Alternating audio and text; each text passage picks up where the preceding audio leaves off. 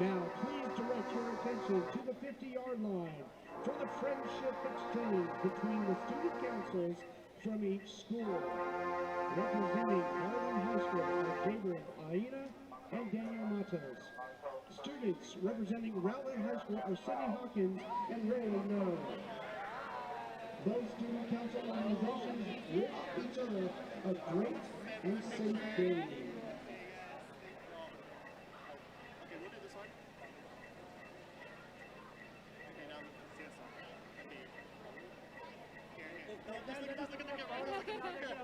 I know, but we can take it. Okay.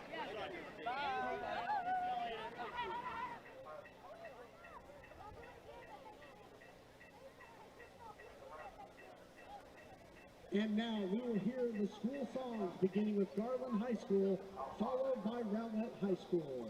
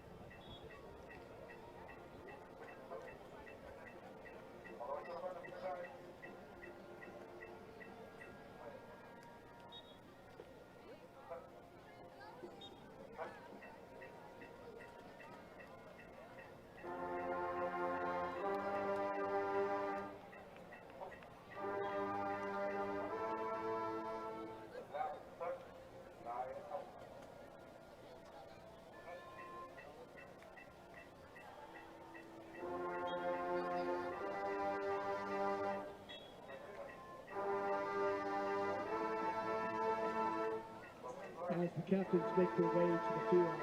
The captains for the Garland Owls. Number 3, Tapus Miles. Number 5, Ryan Webb. Number 11, Orlando Rout. And number 12, Caleb James.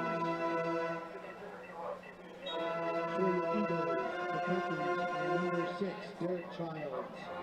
Number 7, Karen Thompson. Number 70, Adrian Alvarado. And number 92, Vincent Martin.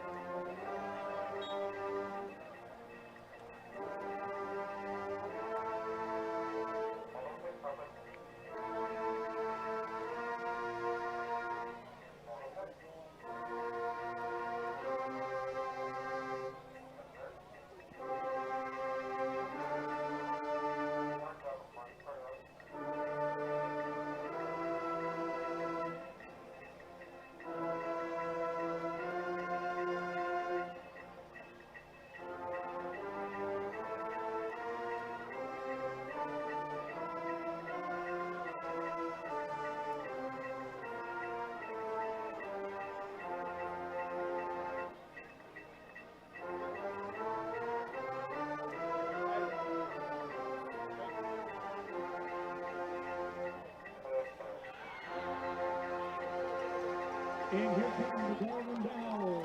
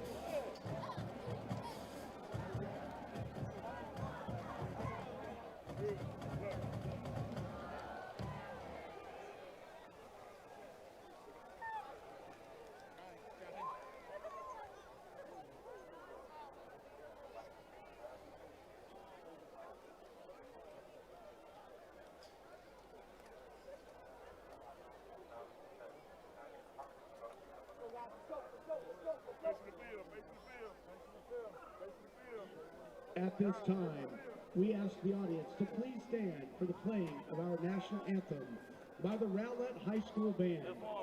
Tonight's color guard is provided by the Rowlett High School Air Force Junior ROTC. The color guard team is led by the commander, who carries the U.S. flag and gives commands to position the team for the playing of the national anthem. Tonight's color guard team members are Cadet Chief Master Sergeant Cassie Beck, Cadet Technical Sergeant Haley Garcia, Cadet Senior Airman Dylan Button, and the color guard is commanded by Cadet Captain Lorian Benavides.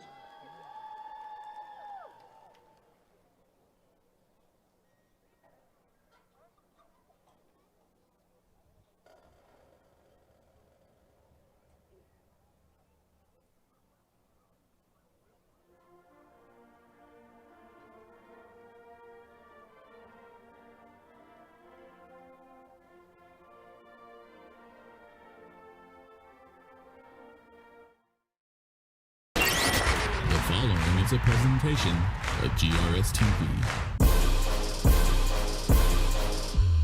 We set the bar high. On top, cause we so fly. Name in the bright lights. Looking like a star shot. We set the bar high. On top, cause we so fly. Name in the bright lights. Looking like a star shot.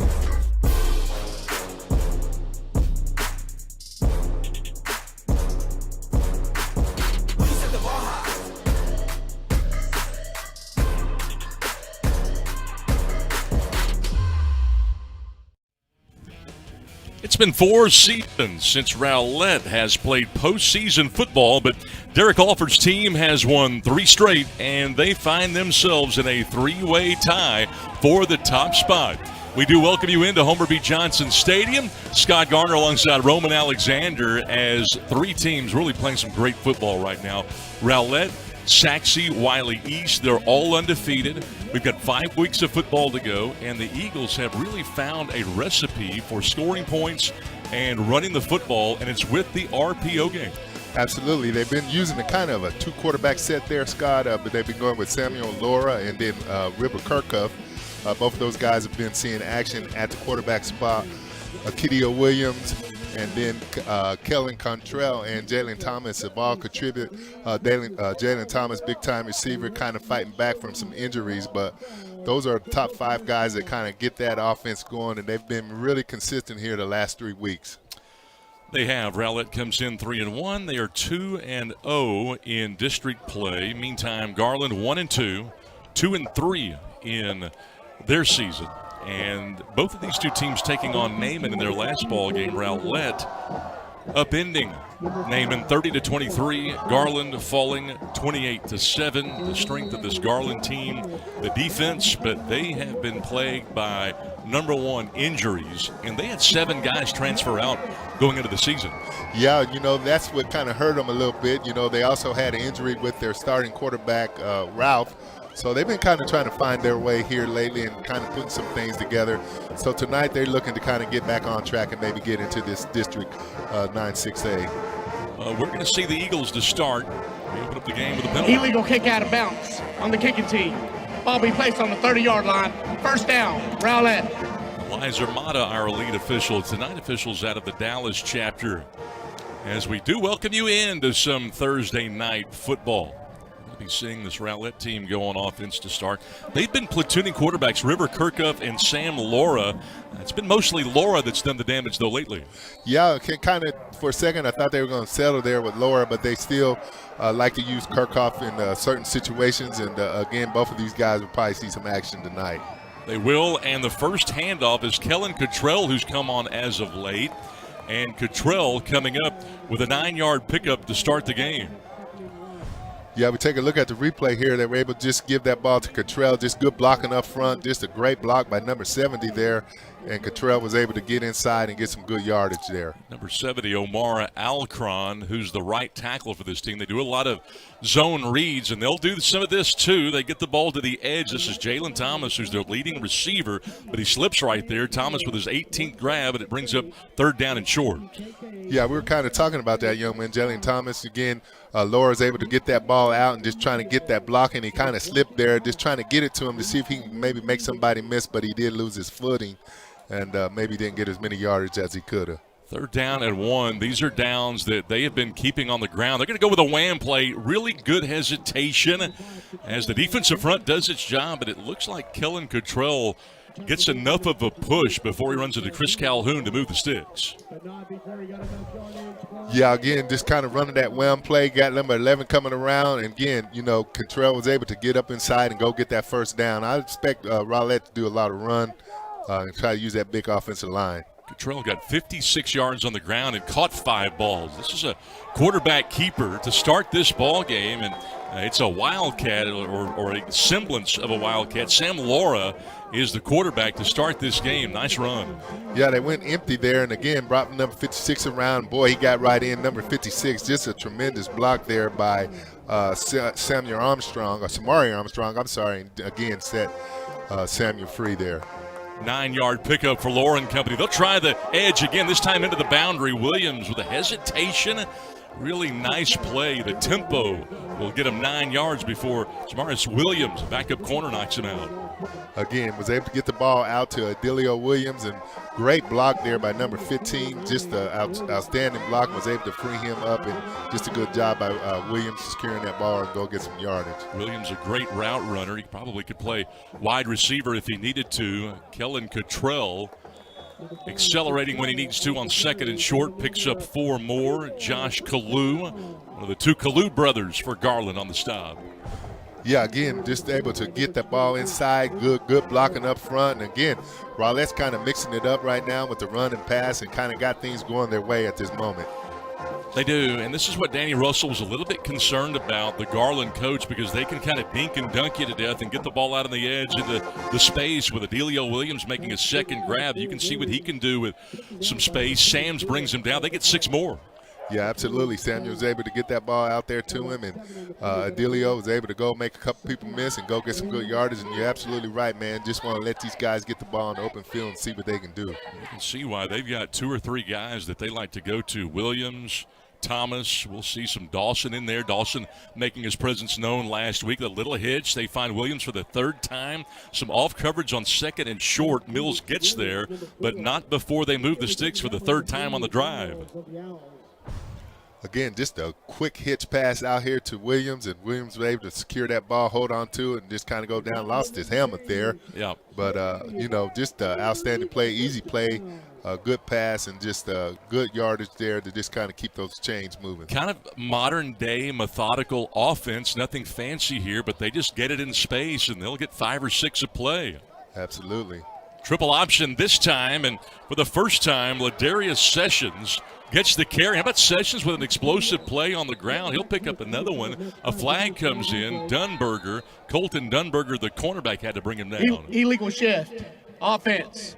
5-yard penalty. Replay, first down. It's about the only thing that's stopped him so far in this drive.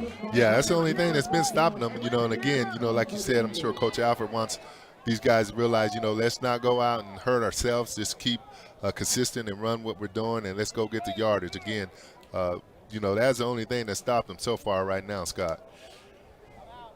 Got an injury right here, but the one thing that you notice about Rowlett, they're very efficient. It almost looks like a well-oiled machine. It doesn't look like a week 1 or week 2 game to start. No, absolutely not. I mean, ever since they won that game against Roy City, Rowlett has really started to put things together, and this is really what you want to look. You want to start to see things come together for you, especially offensively. And, again, they're doing that tonight, and they're very consistent, like you said, methodically moving down the field at this point.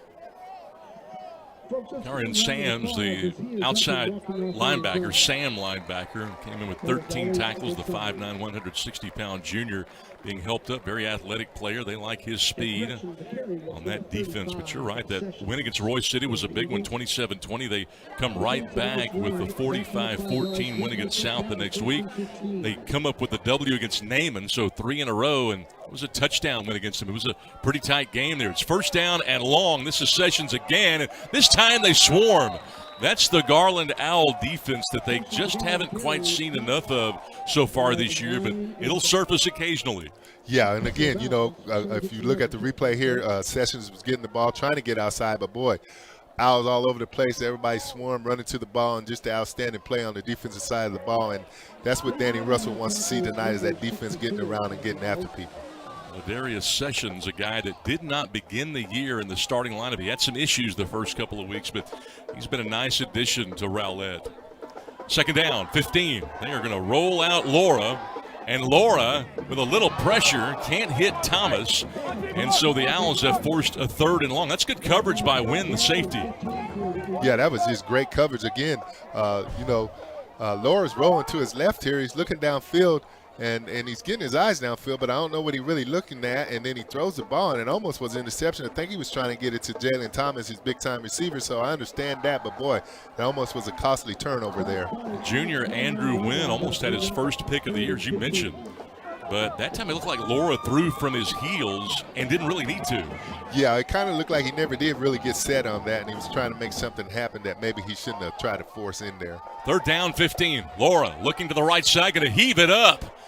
into no man's land, and I think it's picked this time, an over-the-shoulder grab, and they're going to give him an interception. How about that? What an INT.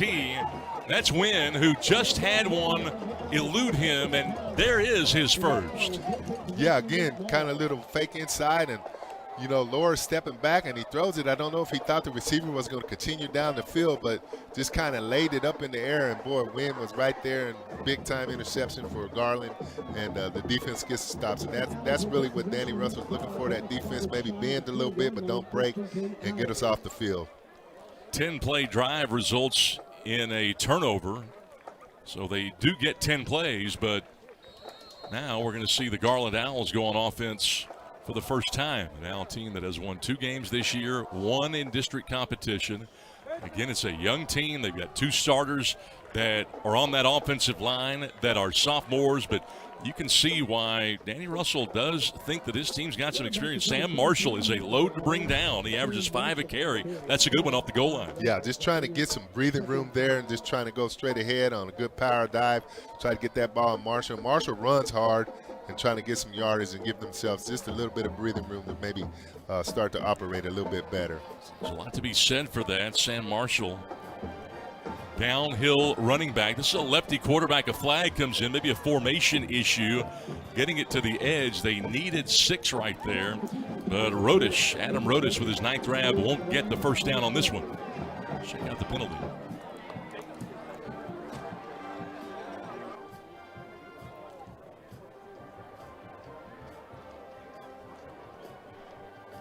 All sides on the defense. 5-yard penalty. Result of the foul. First down, Garland. All right, so a penalty will really get them off the goal line. And when you're backed up inside your own 10, if you can get 2 first downs, most coaches consider that a win. They're halfway there. Absolutely. And again, like you said, Scott, kind of give yourself some breathing room, and now you can kind of open that playbook a little bit and not be maybe so worried about losing the ball down there and maybe having it go back into the end zone for a safety. No doubt. First down and 10. Whistles again. Before the snap, false start. Number 59 of the offense. 5-yard penalty. Still first down. They give it right back to him. Evan Garrigou, the junior left guard. Well, that's not what you want to do right there. When you get yourself a chance to kind of move down that field, you don't want to come right back and give it to him. Even before a snap is even snapped, you kind of get right back where you were. So, again, that's something Danny Russell probably wouldn't like to have happen. First down and 15 now. They go with the counter, and this time Rowlett all over it. Boy, Holmes swallowing up Sam Marshall that time. Well, I'll tell you what, that Rowlett front has been playing good all year, and, big 91 Holmes comes through and makes a great play there and gets a tackle for loss. But those front 3 have been playing really well all football season so far. The quarterback position, always a key when they lost their starting quarterback, Orlando Rout, after game 2. Might have him back after game 9. They're not quite sure. Mojica, though, he's been starting. He's had some growing pains. Second down and 20 here. They'll go with the screen game to Rodish for the second time. Rodish cutting back across the grain, paying the price, but continues to finish off this run after the catch. Picks up a tough 8 yards through traffic. Yeah, that was just hard running there by Rodish. Again, looking here at Mojica's going back, gets the ball to Rodish. Rodish was able to elude number 25 and then try to go get some yardage and just running hard, trying to get as much yardage as he can get. Third down and 11. Mojica has not thrown a touchdown pass as yet in 50 tosses. 3 interceptions so far this year. You can't throw it away at this point. Third down, 11. Again, he's just a junior, Mojica. Throws well. He has been pressured a ton. This offensive line, as we mentioned, very young with 2 sophomores. Big down here, third down, 11, and a timeout going to be called. Timeout. Garland. First charge. Timeout of the half. So crucial to the point where they want to stop the action. Yeah, they want to make sure they come up with the right play here. They know this is a big situation. Again, if you're able to pick a first down up here, like you were kind of saying earlier, Scott, that would be a win in this case. So they want to make sure they got everybody on the same page and going to go over there and talk about it. Pretty good crowd on hand. A lot of cars in the parking lot well over an hour before the game. Yeah, really for a Thursday night, I was the senior night for Rowlett, so, a lot of people showed up for that. But just a good crowd and a good night for football. Danny Russell calling the timeout. One of his big keys was to make first downs tonight. Keep that defense fresh. And we mentioned you want to get at least a couple of first downs when you start inside your own 10. This is a big 3rd down and 11. Tough to do it. They're only at 35% on thirds so far this year. Carlos Rowlett sends his running back out in motion. They've got 4 wide receivers in the package. Rush 5, got a wide open man. They'll get this first down. What a play up the sideline. And out of bounds at midfield. Nobody ended up covering the wide receiver, Tyreek Miles, and Keyshawn Harrison had to track him down. Man, just a great throw here by Mojica. Just gets the ball out there, and for some reason, no one saw Miles slip out, boy, down around that outside area. Man, he was able to catch that ball, and just a great call there. And that's probably why they took the time out. There was something that they liked, and they made that call, and just a tremendous play there. Boy, a huge pickup. 36 yards on the connection. Miles, rarely used in the package. Mojica rolling out to his left and throws it underneath, and he finds his man underneath. That's Caden James with a 16th grab. Childs, the safety, who had 58 stops last year, wrestled him down.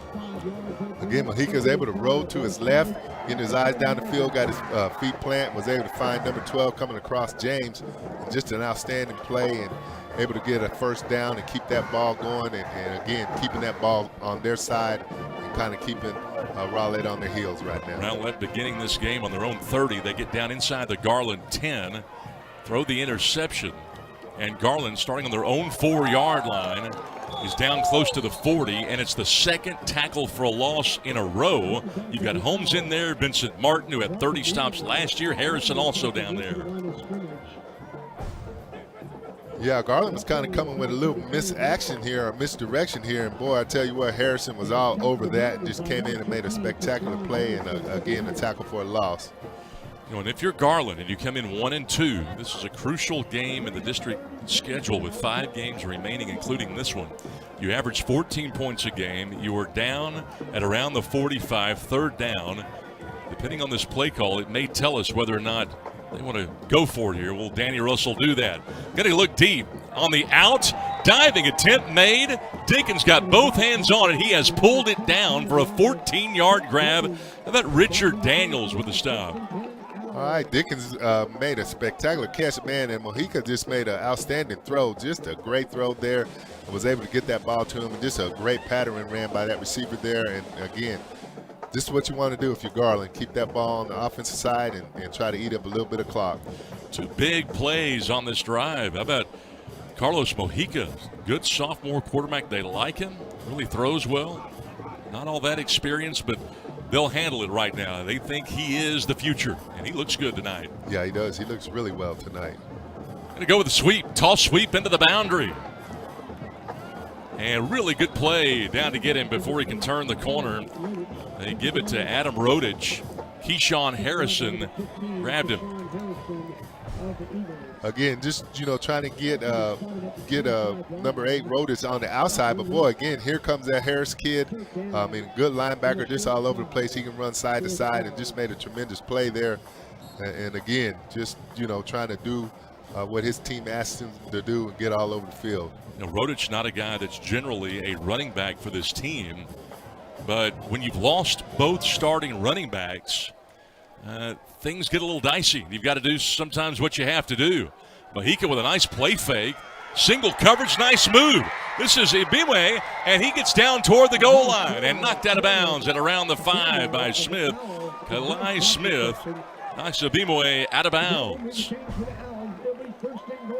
Again, boy, Mojica's looking really good here. Gets the ball out to Ibimwe. And, man, just a tremendous play. Ducked his head and made the defender missed. And, man, went to try to go and get into that end zone. Boy, this is a great start for Garland offensively right now. We have been away with a 19-yard connection. We've had pass plays of 36, 14, and now 19 on the drive. But it's first down and goal. Well, they run the inside zone looking for a cutback, but that hole might have been a little bit too big because that flag comes in generally in the area of holding. Holmes made the touchdown saving tackle.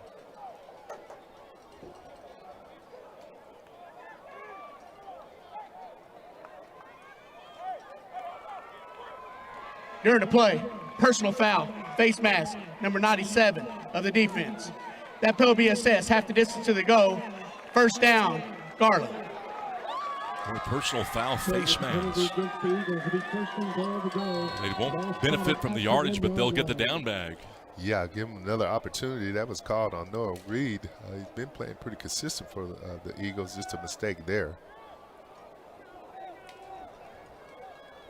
First and goal again. Amarian Webb running back. Mojica going to go to the air, and it's knocked down by the defensive end. Oh, that's a great play, the end. And then you had Dewberry, who came down from his jack linebacker position to get the hand up. Yeah, Mojica's trying to get that ball out there, and Dewberry just gets his hands up. Boy, he almost pulled that down, man. That would have been an outstanding interception right there. But, man, again, just an outstanding play by that young man.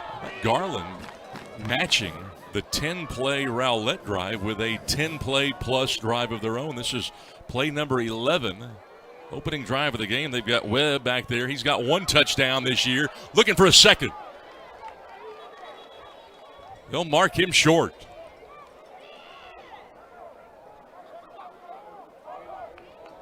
A whole host of guys, including Kalai Smith, on the tackle.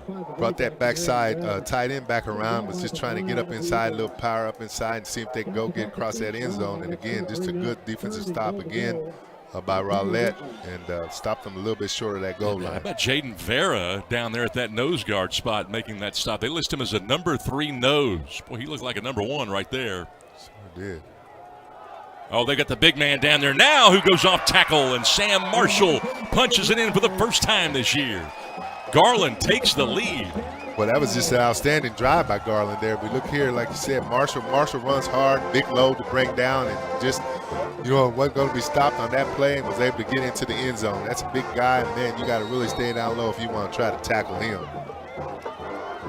Well, he is a one-cut, get vertical kind of guy, and his cuts are not as sharp as you might see off of a scat bag, but he is a load to bring down. Garland to take a 7-point lead, and they do. Adam Rodich bangs it through. 1:26 to play. First quarter's almost gone. Each team's only had it once. 7-0. The Owls looking for the upset tonight against Rowlett on GRS TV.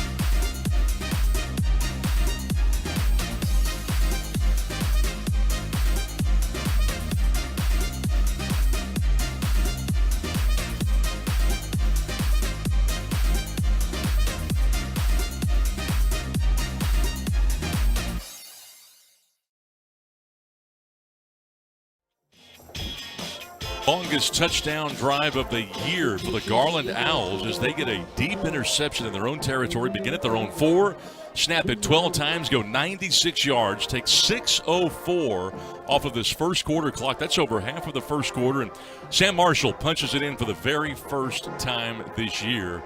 What a job by the Owls, and Danny Russell's got to be pleased with this start. A Garland team that, again, has been decimated by injuries, decimated by folks that have transferred out, and they've got a 7-0 lead over a first-place team. Well, absolutely, and I guarantee you the offensive coordinator of Garland, Coach Wilkett, I would tell you what, he's pretty pleased with what he just saw there, and he's probably knew that could be a possibility all year long, and tonight they were able to put it together and go get a long drive, and like you said, match Rowlett with about a 10, 11-play drive to actually finish it off. And that's an outstanding job by that offensive line and that offense over there. Both of these two teams coming and controlling the football tonight. Nothing flashy, but 3 big plays in the pass game. A 36-yard pass to Miles really got it going. They're going to pitch the ball to Thomas. On the fly sweep, he'll get 10 before he shoved out of bounds. Give him 11 before Ty Mills, the corner, who makes his first stop, gets there.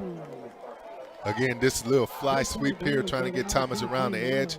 Good blocking out there by number 5. I think that's Contrell leaving it around. And, again, just good-looking play there. Thomas so quick. Their best offensive player, got to get it in his hands. Yeah, I agree with you, Scott. They want to try to keep that ball in his hand and see what he can do. First down, play action. This time they'll go to Williams for the 4th time already. Boy, look how quick he is. Very elusive, and he can get up that sideline in a hurry. That's an 8-yard pickup in the blink of an eye on first down. Again, we look at the replay here. Lower is able to get the ball out here to Williams, and Williams is able to go make people miss. And again, like you said, boy, they like what they see in him and trying to get that ball in his hands, see if he can make somebody miss. You know, and that's why he's so tough to defend. They spread you out, almost like the old air raid. Little timing mishap here, and a flag comes down at the snap. They'll stop the play. Yeah, like you said, a little air raid. And, you know, sometimes when you pass the ball, Before it's the like snap, running it. false start, number 60 of the offense. 5-yard penalty, still second down. When that area, that's what it's designed to do, get the ball out on the edge, try to spread you out, not vertically but laterally, and it's tough to do because great defenses like to swarm. They get a lot of guys around the football, but the speed that Rowlett has almost nullifies any thought of that. Yeah, you're absolutely right. And again, you're just hoping that you just get one person to miss, and man, the guy's off to the races.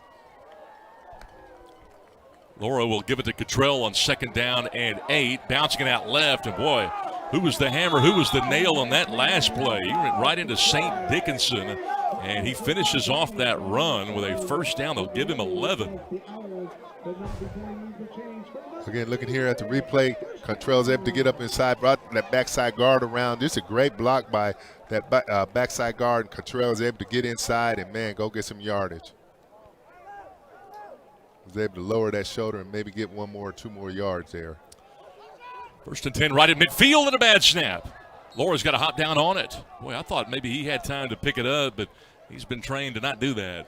Yeah, they changed quarterbacks there. They brought in actually Kirkhoff, and again, I don't know if that had something to do with it or not, but oh no, center just hiked that ball way too low. Kirkhoff made a decision there that I better get down on it and not maybe come up with something crazy there.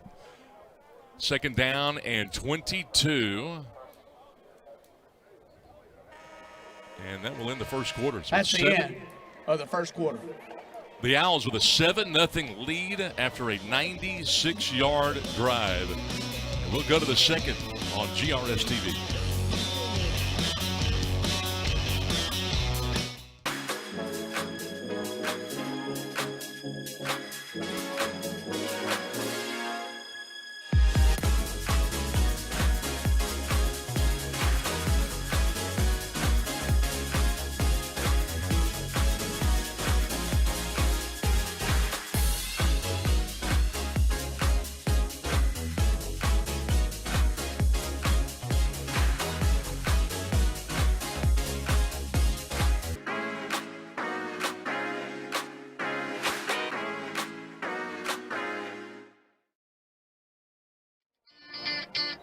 Play 12 minutes here at Homer B. Johnson Stadium. A 7-0 game. The Garland Owls come out with a stop in the red zone. They get the interception, and then they take the ball 96 yards to take the lead. Rowlett's got it back, and they don't seem to have been shaken by that turnover. No, they really don't. Again, like you said, boy was able to go down the field, get a score, and now we're going to see if Rowlett can answer here. Play action. Kirkhoff with a double pump. He's got a big arm right there. Is it the second pick? Oh, it was broken up by the wide receiver Thomas. Wynn almost had number 2 of the game and of the season. Well, I don't know where Wynn's been, but, boy, he's made 2 outstanding plays tonight. Thomas did a great job by going back and becoming like almost an offensive defensive guy. Well, I thought he was kind of go back trying to pull that ball out of Wynn's hand because, boy, Wynn's been in the right place at the right time. Wynn, the 5'9 junior, 160-pound safety. He and Foster, Dickinson, Abename, they are very good on the back end, and they have forced 3rd and 22. Kirkhoff on the slant, and nice job as they try to get it to Jones there, and it goes incomplete. Rather, Benson Dunberger hit him right as the ball arrived, and you can feel the momentum building for the Owls defensively, particularly on the back end. Yeah, I mean, and Dunberger is the kind of guy that's there, and he likes to come with a big hit and just a great play, got a great break on the ball, and you're absolutely right, Scott. Kind of seems like that momentum has shifted over to Garland, and, man, that's what you want to get on the defensive side of the ball, get that stop, and then get that ball back for your offensive side of the ball. Tyquez Miles back deep to receive this punt from Richard Daniels. Miles going to let this one go. Does not get a great bounce. And the Owls will let that one roll down to about the 22-yard line. The Owls take possession. It'll be 1st and 10 Owls.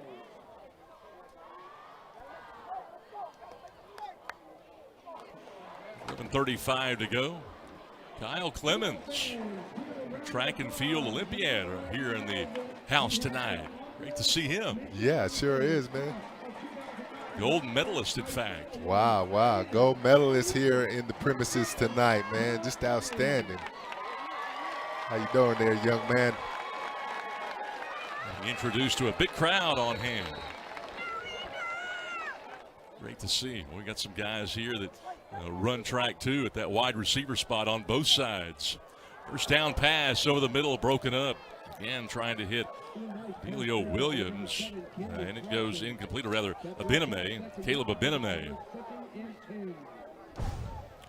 Yeah, Abename was able to make a good break on this ball and break that ball out of there. Again, was looking for Williams. That's who Mojica has kind of been trying to get that ball into his hands, and then just outstanding play by Abename.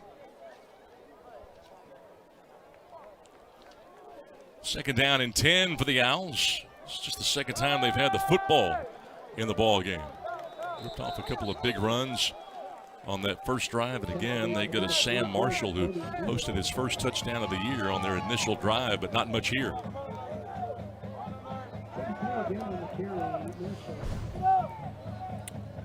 Yeah, just trying to get that ball back into Marshall's hands and see if he can go get anything out of it. And, man, just a good play by Rowlett's defense.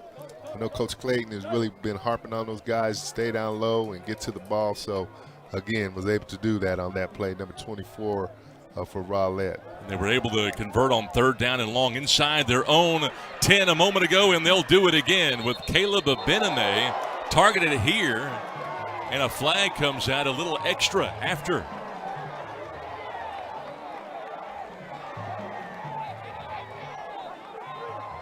Childs and Thompson were over there. The safety and the cornerback.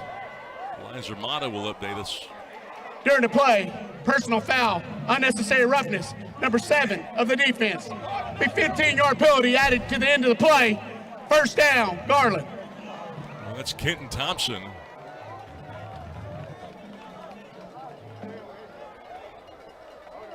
Oh, he picked him up. Oh, yeah, that was. Well, that's pretty easy to call right there. And you can't pick somebody up and body slam him. And man, we just lucky he wasn't body slammed on his head or something. No doubt. It's a tough catch, though, for Abename. They were playing off coverage, and the timing here between Mojica and the wide receivers to the edges has been really good. The quarterback play in this ball game is some of the best we've seen this year. I've been impressed with Mojica. He's really throwing that ball well tonight. Late blitz, they pick it up. That time behind him. We spoke too soon. Thompson's got it. Into Owl territory, the 6'2", 185-pound senior with a second INT of the year. 4.7 40 speed. They're lucky they got him, but Rowlett in business.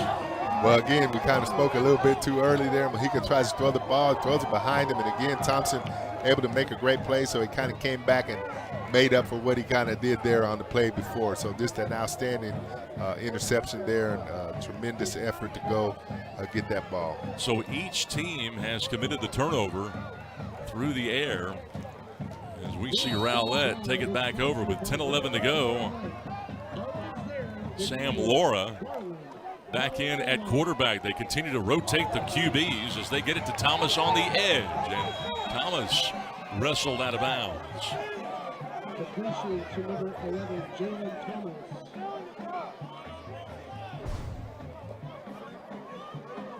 Laura's able to get the ball out here into Thomas' hands. And again, like we said, that's probably one of the main guys he wants to go to, and Thomas is able to make a great catch and go try to get some extra yards. He actually got 5 yards on that play. Andrew Wynn coming up, making that play. To the ground they go again. Second down. Good run off right tackle for Ladarius Sessions. Marion Webb the stop. Again, try to bring that backside guard around. Sessions was able to try to get inside of him and try to go get some good yardage there. And again, Garland's defense did an outstanding job because actually he got nothing on that play. Side of 9:20 here in this second quarter. Garland, their objectives was to keep the opponent off the board and keep them to at least 20 or fewer. How about a sidearm toss to Benson? Jalen Benson. Dunberger's been active. He's their best cornerback. They still pick up 5. Threw it right from his hip. Yeah, he kind of slinged that out there into number 10, Jalen Benson's hand. And, boy, like we said, Dunbarger's been everywhere making plays for that Garland out defense. Well, Danny Russell doing his scouting said, hey, look out for these guys. They're going to get into the edge. They're going to get 5, 6, 7 a play, and they are going to be hard to stop. But what a hit on Sessions that time. A tremendous run blitz coming right through the A-gap. That hole was there. And a tremendous play by Aiden Onchwary, the junior.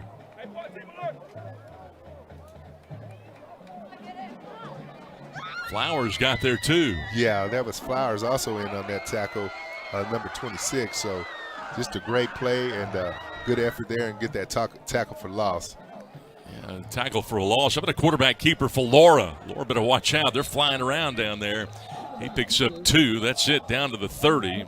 Webb with the second stop on the drive, and it wouldn't surprise me if they went ahead and kept the offense out there.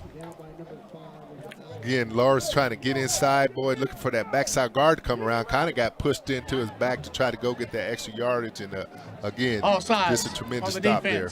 5-yard penalty. Replay. Third down. So that play won't count. It'll be an offside. And it brings up a 3rd and short now after the penalty.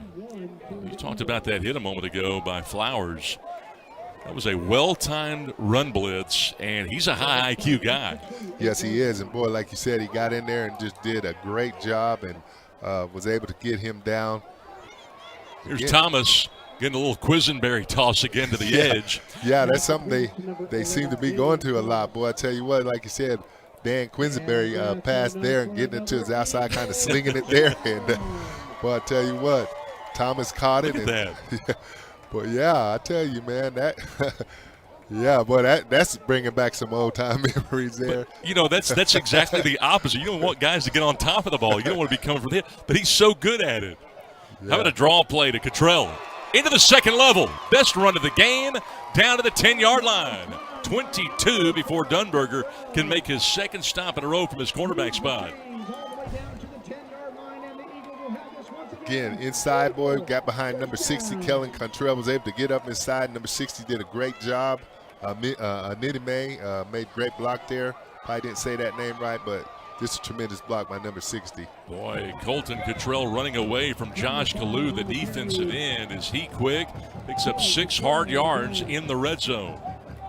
Well, again, we kind of said earlier, you know, Contrell's been doing a good job, so it's kind of good to see them getting off and kind of get going here kind of in this second quarter. Drive for Rowlett beginning at the plus 48 after the Garland interception. Rolling inside of 7 minutes. Well, these have been 2 efficiently run offenses so far. This is a well-played game. Maybe the best we've seen so far at Homer B. Johnson this year. Flag coming in. Yeah, I agree with you, Scott. Just both sides have done Before a the play, job. false start, number 4 of the off. You know, remember, it's been 4 years since this Rowlett team has been to the postseason.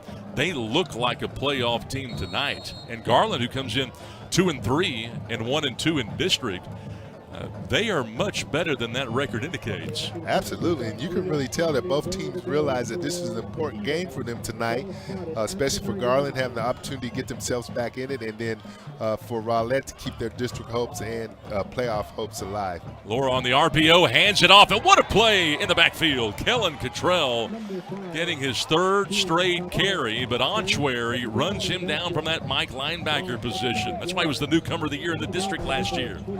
Yeah, like you said, man, getting the ball to Contrell, but here come Ansawari, and boy, he's all over the field, and he's just a tremendous athlete, and he looks the part, and he plays the part. Fast and physical. He is always there and always shows up. They know what they're going to get. Boy, the Owls fans like it here. They want to stop. 3rd and goal. Laura, a little too tall underneath the Williams, but good coverage by Ty Mills. Garland holds again in the red zone. But I tell you what, man, Danny Russell has to be really pleased by the way this defense is playing.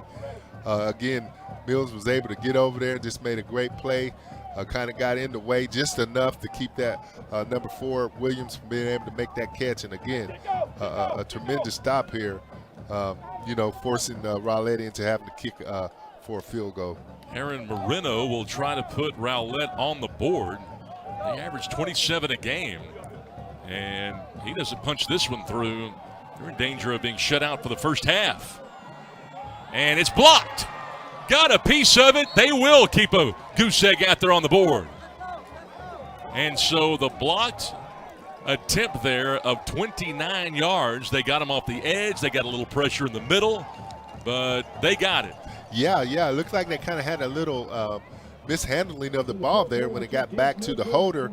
I'm not for sure what happened there, but that little hesitation as we look at the replay here kind of didn't get the ball down. And again, Kirkhoff didn't get the ball down, which allowed Garland the opportunity to get in there and make a great block. Again, boy, tell you what, if you're Garland right now, you have to be very pleased with what's going on and what's happening in this game right now. It might have been Adam Rodich or maybe Colton Dunberger that got a piece of that football. They almost overran it. Yeah, again, like I said, when the holder didn't get the ball down, it kind of threw off the defense, but they were able to kind of hold back a little bit and get that block. And again, just a tremendous effort on defense and kind of stop them from being able to kind of get some points on the board. It's the 3rd time that Garland will have it for the game so far. We are late second quarter. And they're going to go ahead and go to the air here. Nice easy pass to Rowlett, see if he can run with it. But how about the Owls seeing the Eagles rally to the football? Kalai Smith, his 2nd great play of the game. Yeah, we look at the replay here. You see Mojica trying to get the ball out, and he did. Good pass there, and Rodis catches the ball. But, boy, those Eagles really did rally to the ball and made it very, very hard to get any yardage out of that. Kalai Smith, a young sophomore as this season began. He has grown up a lot. Yeah, he sure has, and he really looks good tonight, and he's doing a tremendous job. And you could tell that both these teams have kind of grown during this season. 2nd down and 10. Mojica will go to the air in the flat, and they are all over it. Even had Caden James caught that football, Lacey was all over it. Yeah, Lacey was all over that play right there. And, again, this is a tremendous break on the ball. Mojica's rolling to his right and actually threw it. Again, just a tremendous job by Lacey there. When they are coming up, they are daring Mojica and the Owls to go vertical. Yeah, they're playing tight and really pressing the ball. And, again, just a well-played game by both sides. And like you said, man, you can tell this is really an important game for both teams. Clock's down to 3 here. They may need to burn a timeout. And they will. Yeah, kind of let that get away from them there. Timeout called here by Garland, 4:53 to go until halftime. But, most games, Roman, will see minimum 8 possessions. This is just the 3rd possession of the half for Garland because both of these two teams snapped it 10-plus times on their opening drives. Yeah, both of them had just a long drive to try to get down. Garland was able to come away with some points. Rowlett, unfortunately, was not able to come away with any points. But, boy, ate up a lot of time, ate up a lot of clock. And, again, here we are, kind of a strange first half. And like you said, not a lot of possessions in terms of each team. But, 7-0, kind of indicative of kind of what we saw here. Rowlett, early in the season, it's a team that struggled a little bit against South Grand Prairie. They lost 38-6, and they have not been stymied to this extent since that first week. Right now it's 3rd down and 10, and they've given up a couple of long 3rd down conversions. Garland's been good in that area.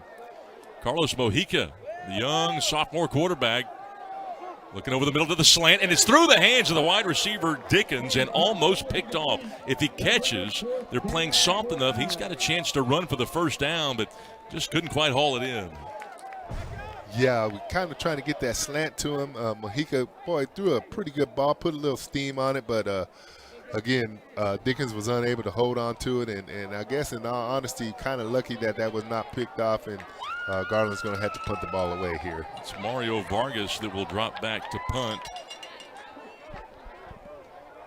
Vargas will punt it to Rowlett's Jalen Thomas.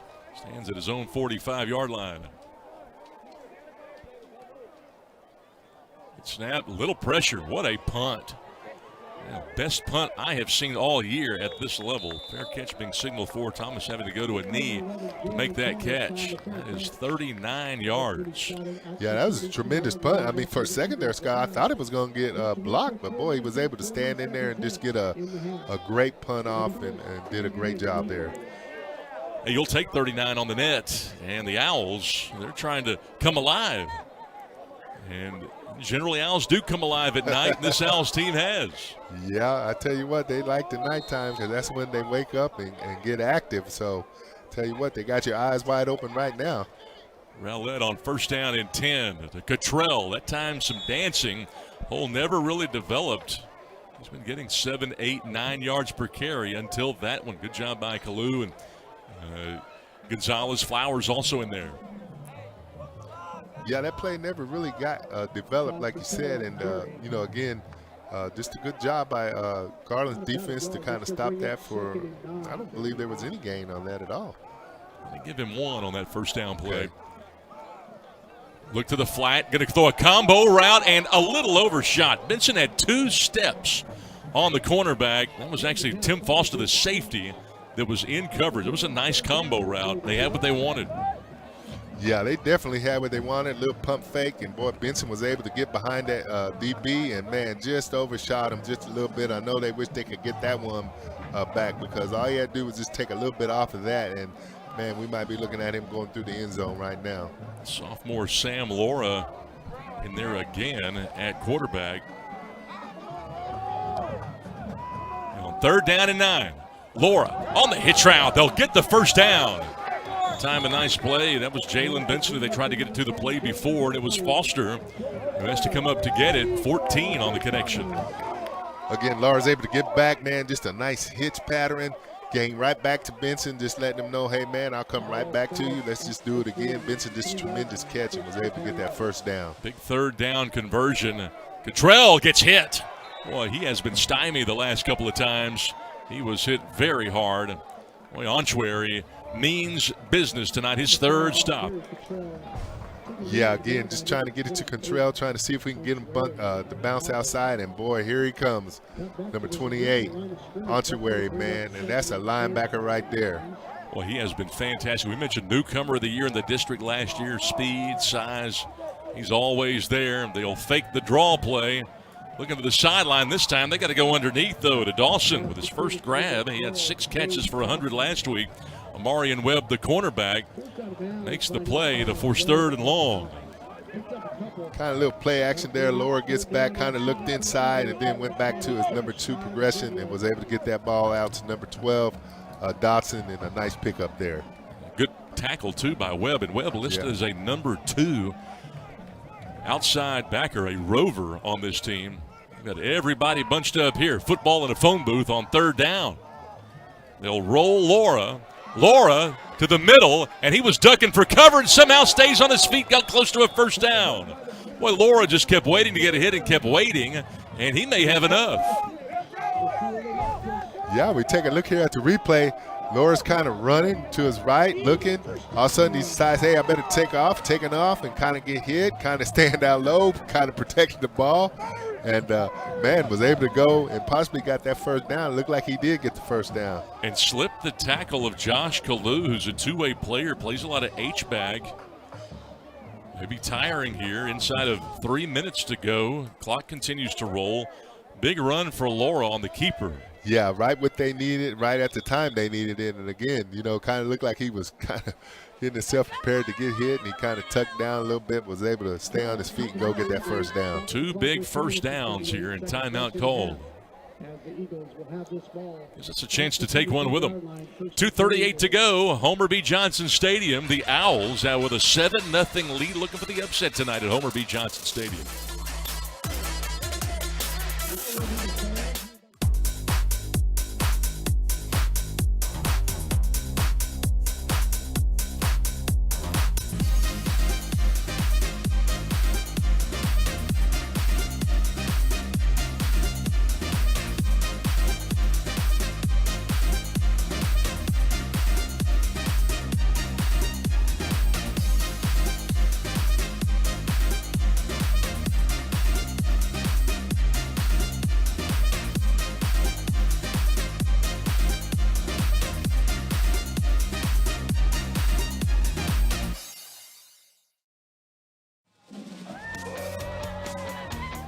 After the first down, we come back to action, and they throw the fly pattern to Jalen Benson. But Tim Foster, who can run with the football with him step for step.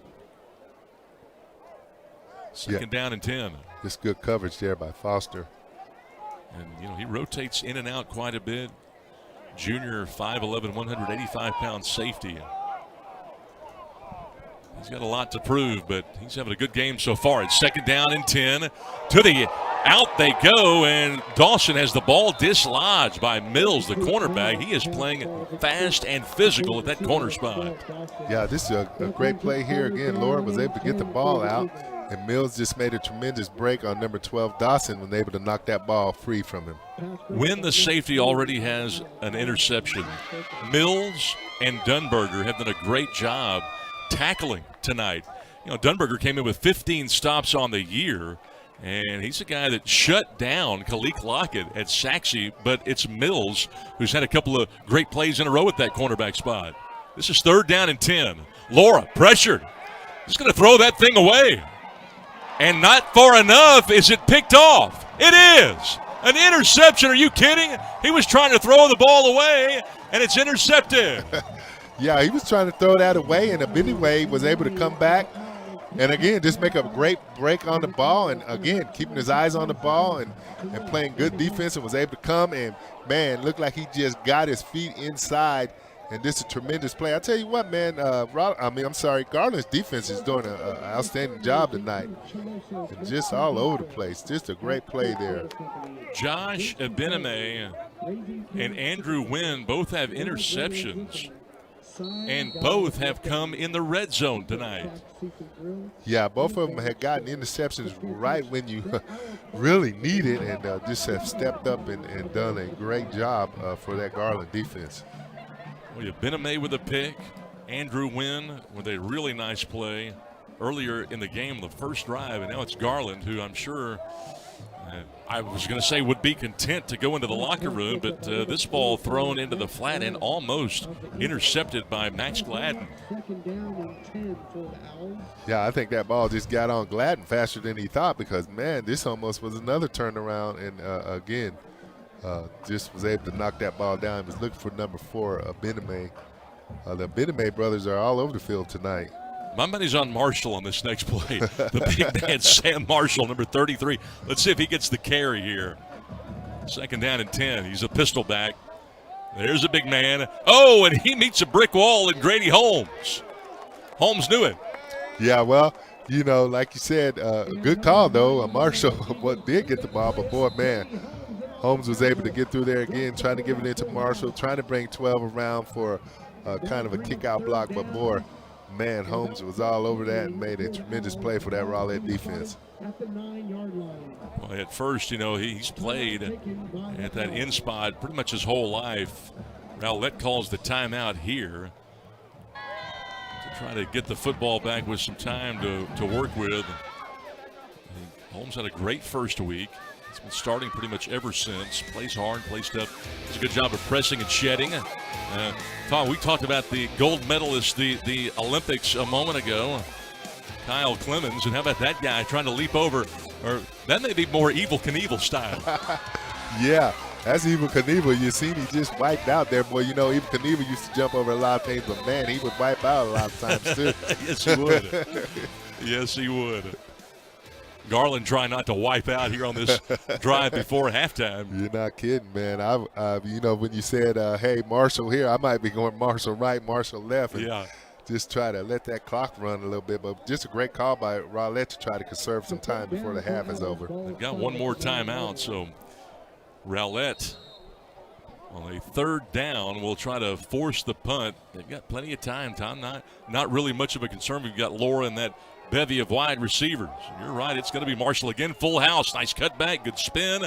He is way short of the first down. He needed 14 and only got about 9. Again, just trying to get Marshall inside, bring the backside 44 around and the Y around to try to kick out and see if they can get him popped up inside, see if he can get some yardage. And he did get some yardage, but again, this is a smart play down here. Rowlett is going to use that final timeout. 1:59 to play. They'll have plenty of time. Look at some of the numbers here for Rowlett. Sam Laura, 9 of 13, 48 yards. 70% of his passes. He's got a nice arm. Kirkhoff's tossed it 4 times. They've been platooning their quarterbacks. He figured that would happen.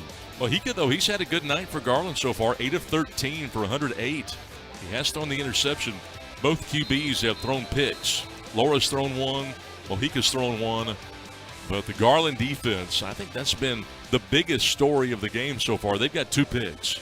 Yeah, I think, again, like you said, Scott, the Garland defense has really stepped up in this game. And honestly, they've done what they needed to do tonight to give their offense a chance to stay in this game. And so heads off to that defense, doing a tremendous job right now for the first half.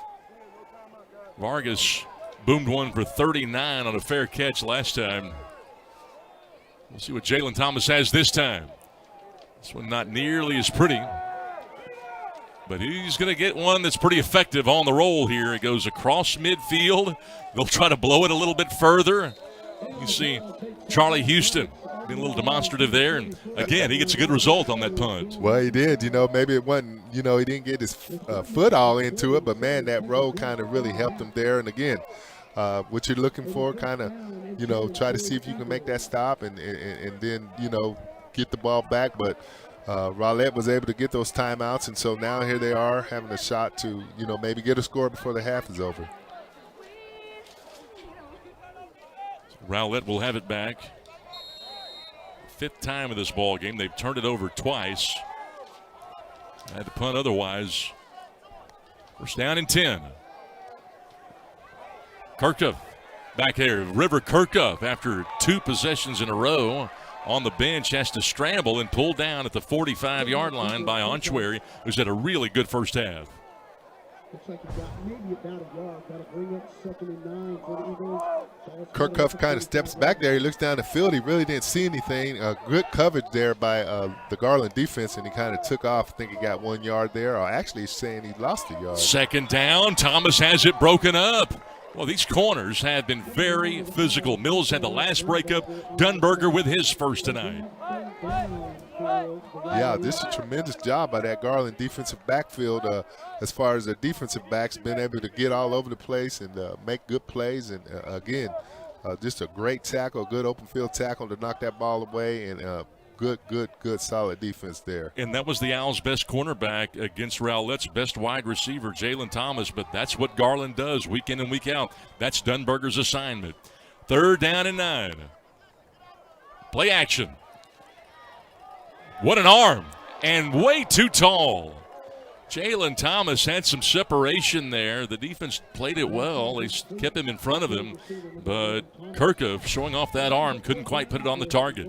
Yeah, just a little bit too much on that. Okay, Kirkhoff was able to step back, trying to get the ball downfield, and just a little bit over Thomas's hands. And, boy, I tell you what, you know, here we go. Garland's defense stepped up and made a 3 and out, and actually getting the ball back for their offense, maybe with a chance to go down and score before the half. Got to tell you, I've been really impressed with Garland so far in this game, and look out, they almost had one. They put nobody back deep. And Denny Russell showing us why he's one of the best in the business, his 25th year here in Garland.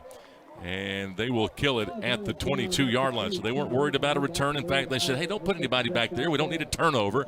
The best thing that can happen is for us to just snap it and go to the half. Absolutely. And again, like you said, Scott, they almost got through and maybe had a block punt there. So then, again, just kind of playing safe, just kind of being conservative in terms of let's not put anyone back there and give them the opportunity to drop the ball and then let them have great field position. Now we can come out and try to eat this clock up and get into halftime. The Garland Owls defense has risen to the occasion tonight. They seemingly getting more and more physical as this game goes along, and they indeed will just hand this football off and try to protect it.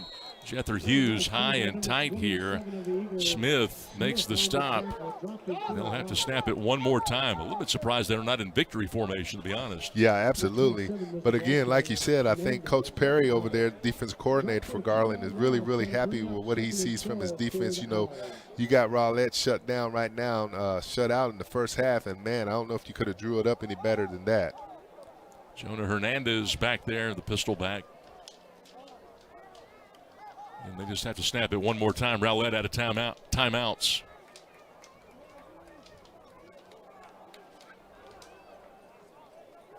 Not sure why. They're going to call a timeout, going to let it bleed all the way down to 16 on the game clock and call a timeout.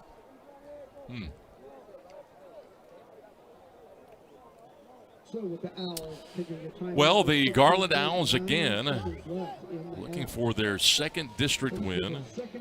It would be their third of the season. This is a Garland team that has been very storied. They won the state championship about 25 years ago, back in 1999.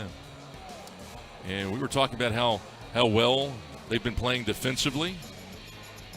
But you know what?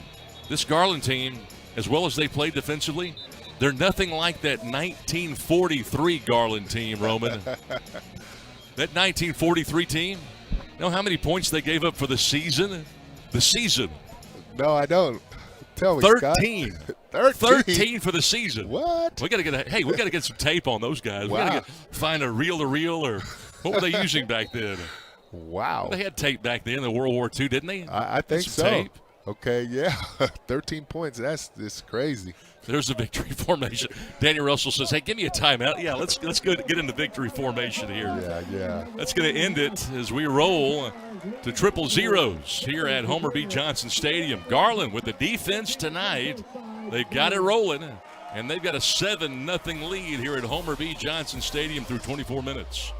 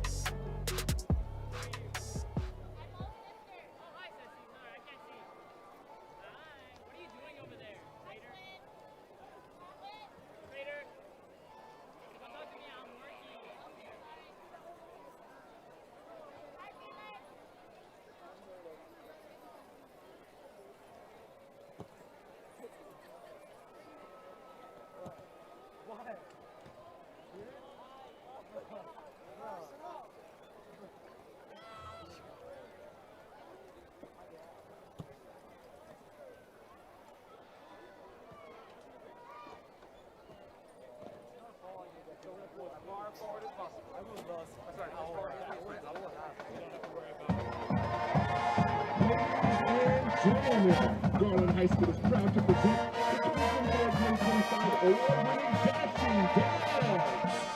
Guard officers Celeste Ryan, Senior Lieutenant Brianna Garrison, Lieutenant Andrea Weston, First Lieutenant Emma Graves, Second Lieutenant Brenda Bahena, and in the 27 on the 50-yard line, your captain, Miller Reed. The dads are now performing the traditional counterfeit showbiz.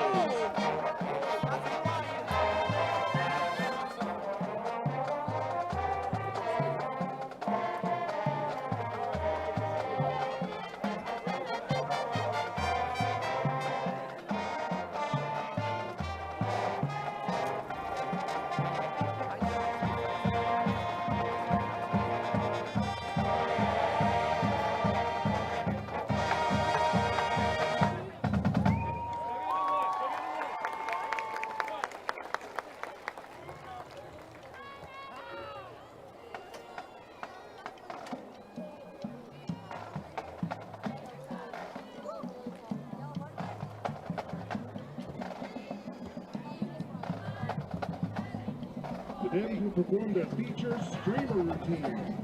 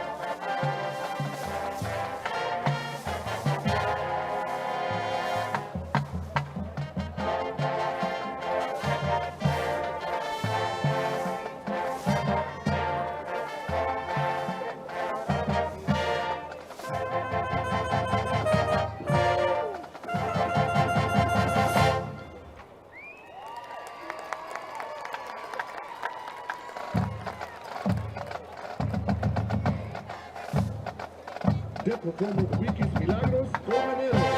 Hero of the week is Luis Salvo. Ladies and gentlemen, the Garland High School Casting Band.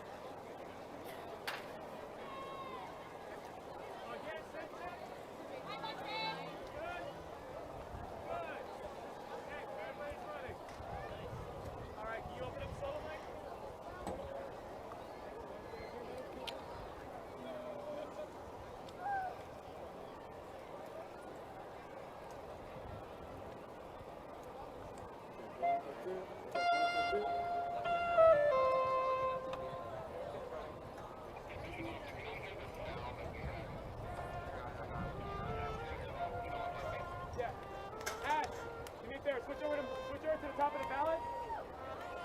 Play the same sound on the ballot.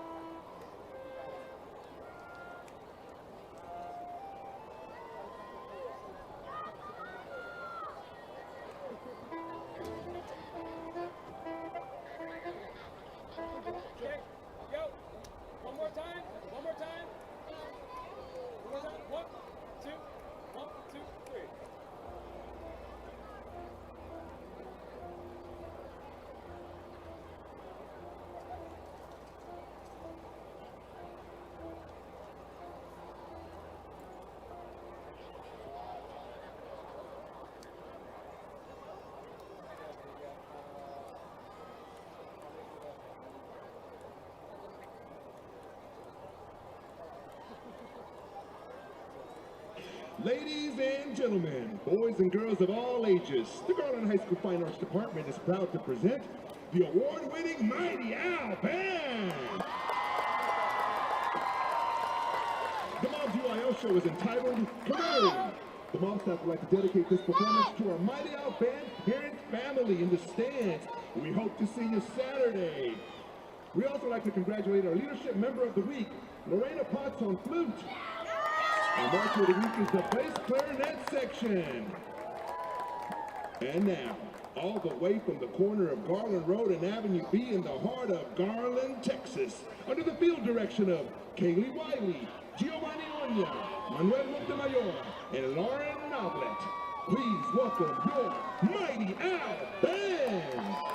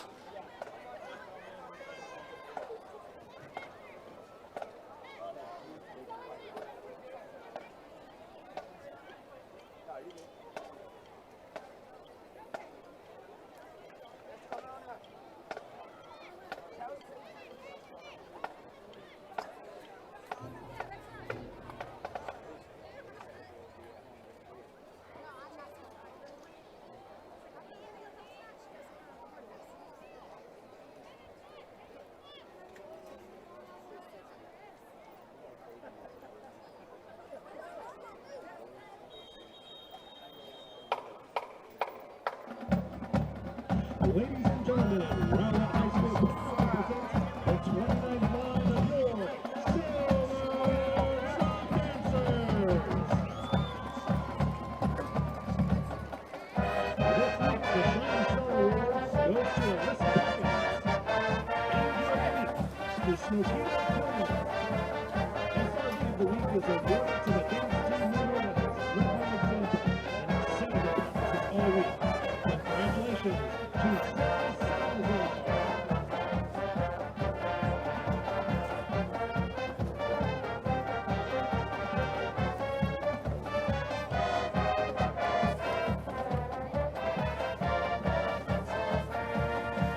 Silver ribbon lieutenants are junior Layla Lathan, senior Leah Jackson, and senior Brooklyn Smith.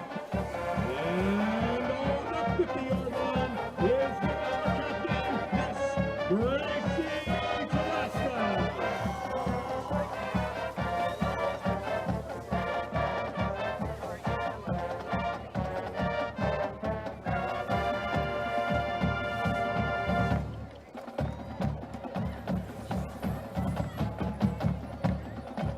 The SRDs will be performing a stringer routine choreographed by Miss Juliana Tamayo.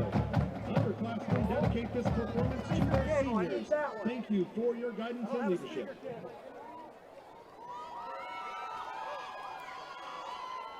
Got it?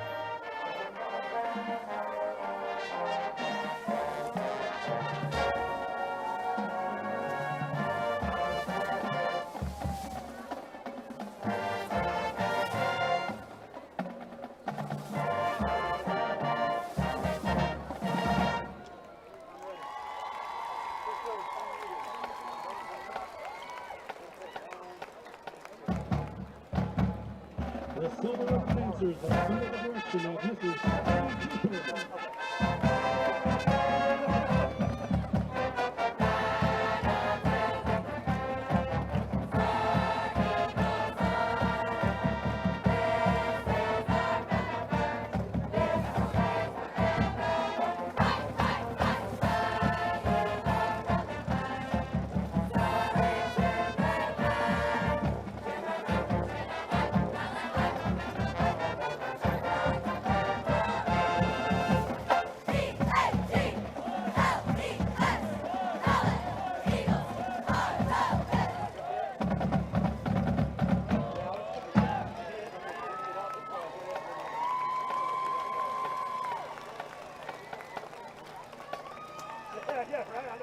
Ladies and gentlemen, the Garland Independent School District proudly presents their 6-time state UIL participant, the Rowlett High School Mighty Eagle Marching Band.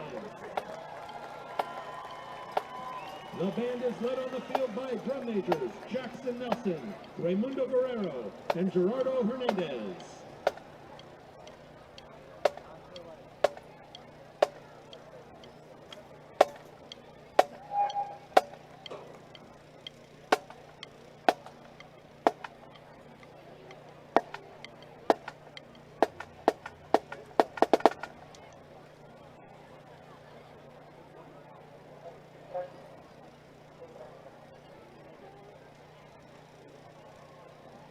Tonight, the band will be performing music from their UIL marching show entitled Enlightened.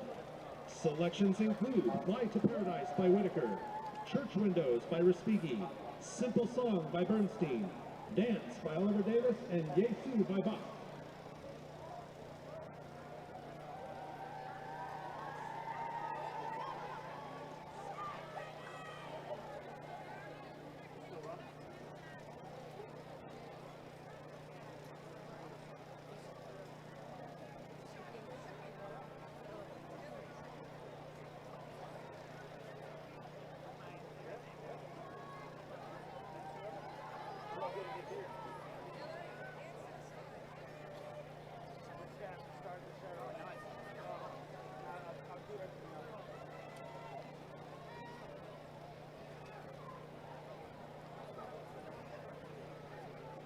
And now, your Rowlett Mighty Eagle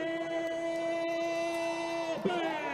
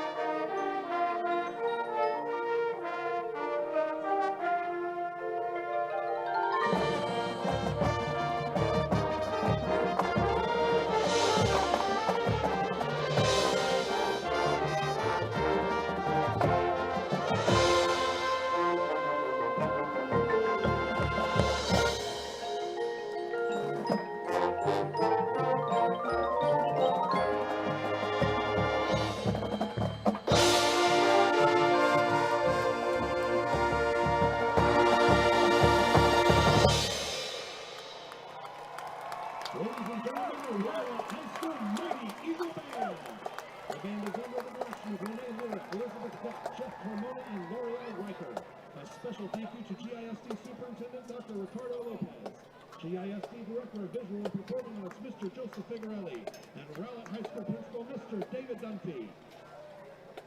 And ladies and gentlemen, each year on senior night, the Mighty Eagle Band recognizes their choice for Band Beau and Band Sweetheart. Please join us in congratulating this year's Band Sweetheart, Leslie Salto.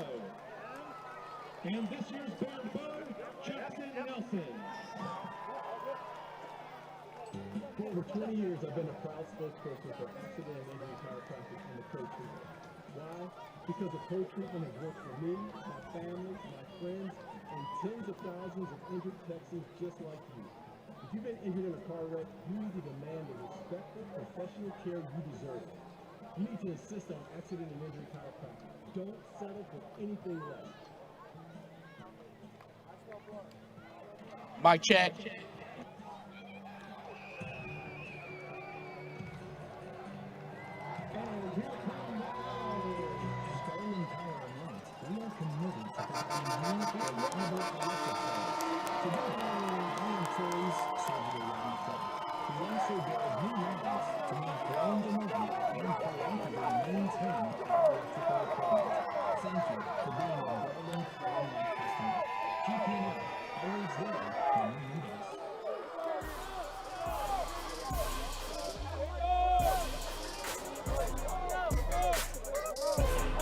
Garland Owls with a 7-0 advantage, looking for the upset tonight here at Homer B. Johnson Stadium, and it had been a first half of efficiency, both on the offensive end, particularly on the defensive end, and that's where we will start tonight as these two teams came out.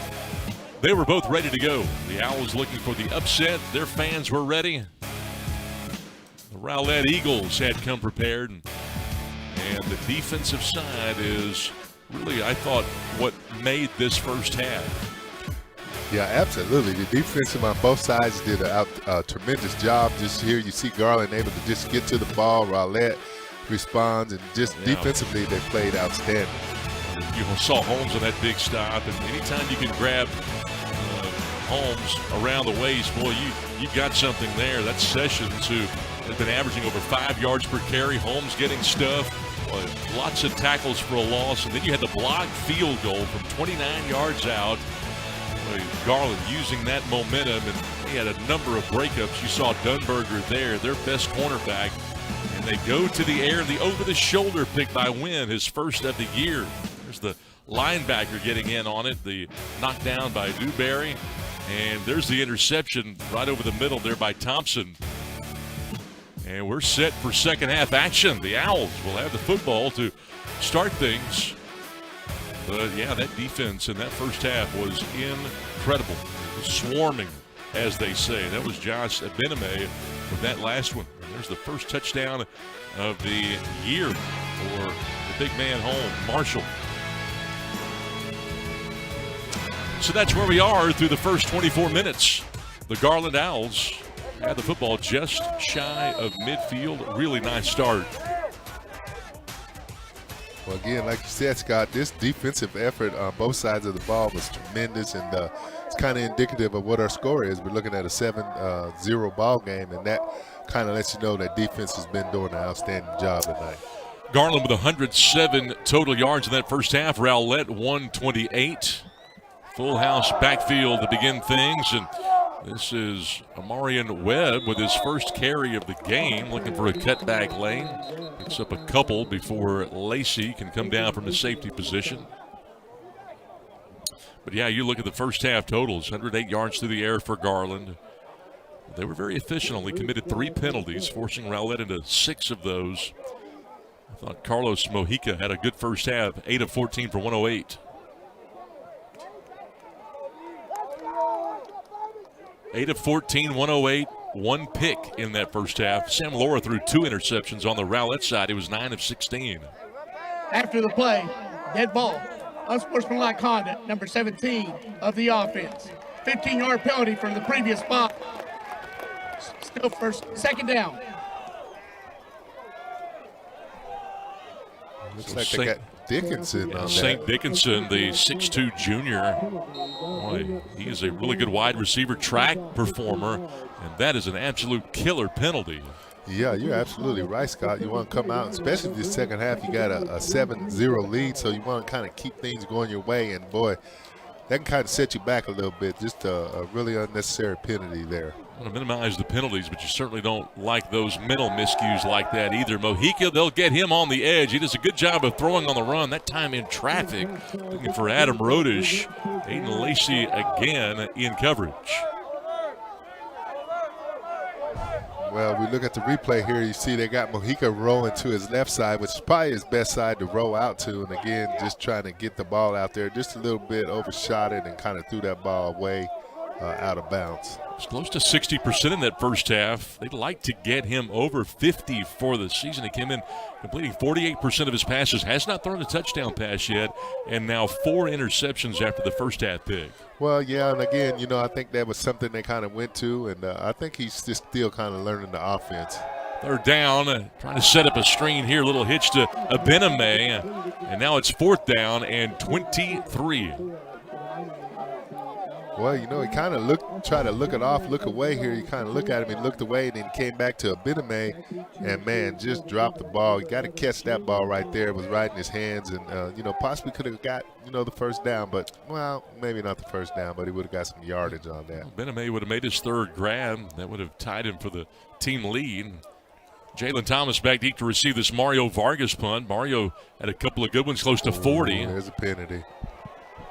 Thomas comes up, falls down. What is this flag going to be? Is this going to be roughing or running into? I think running into the punter.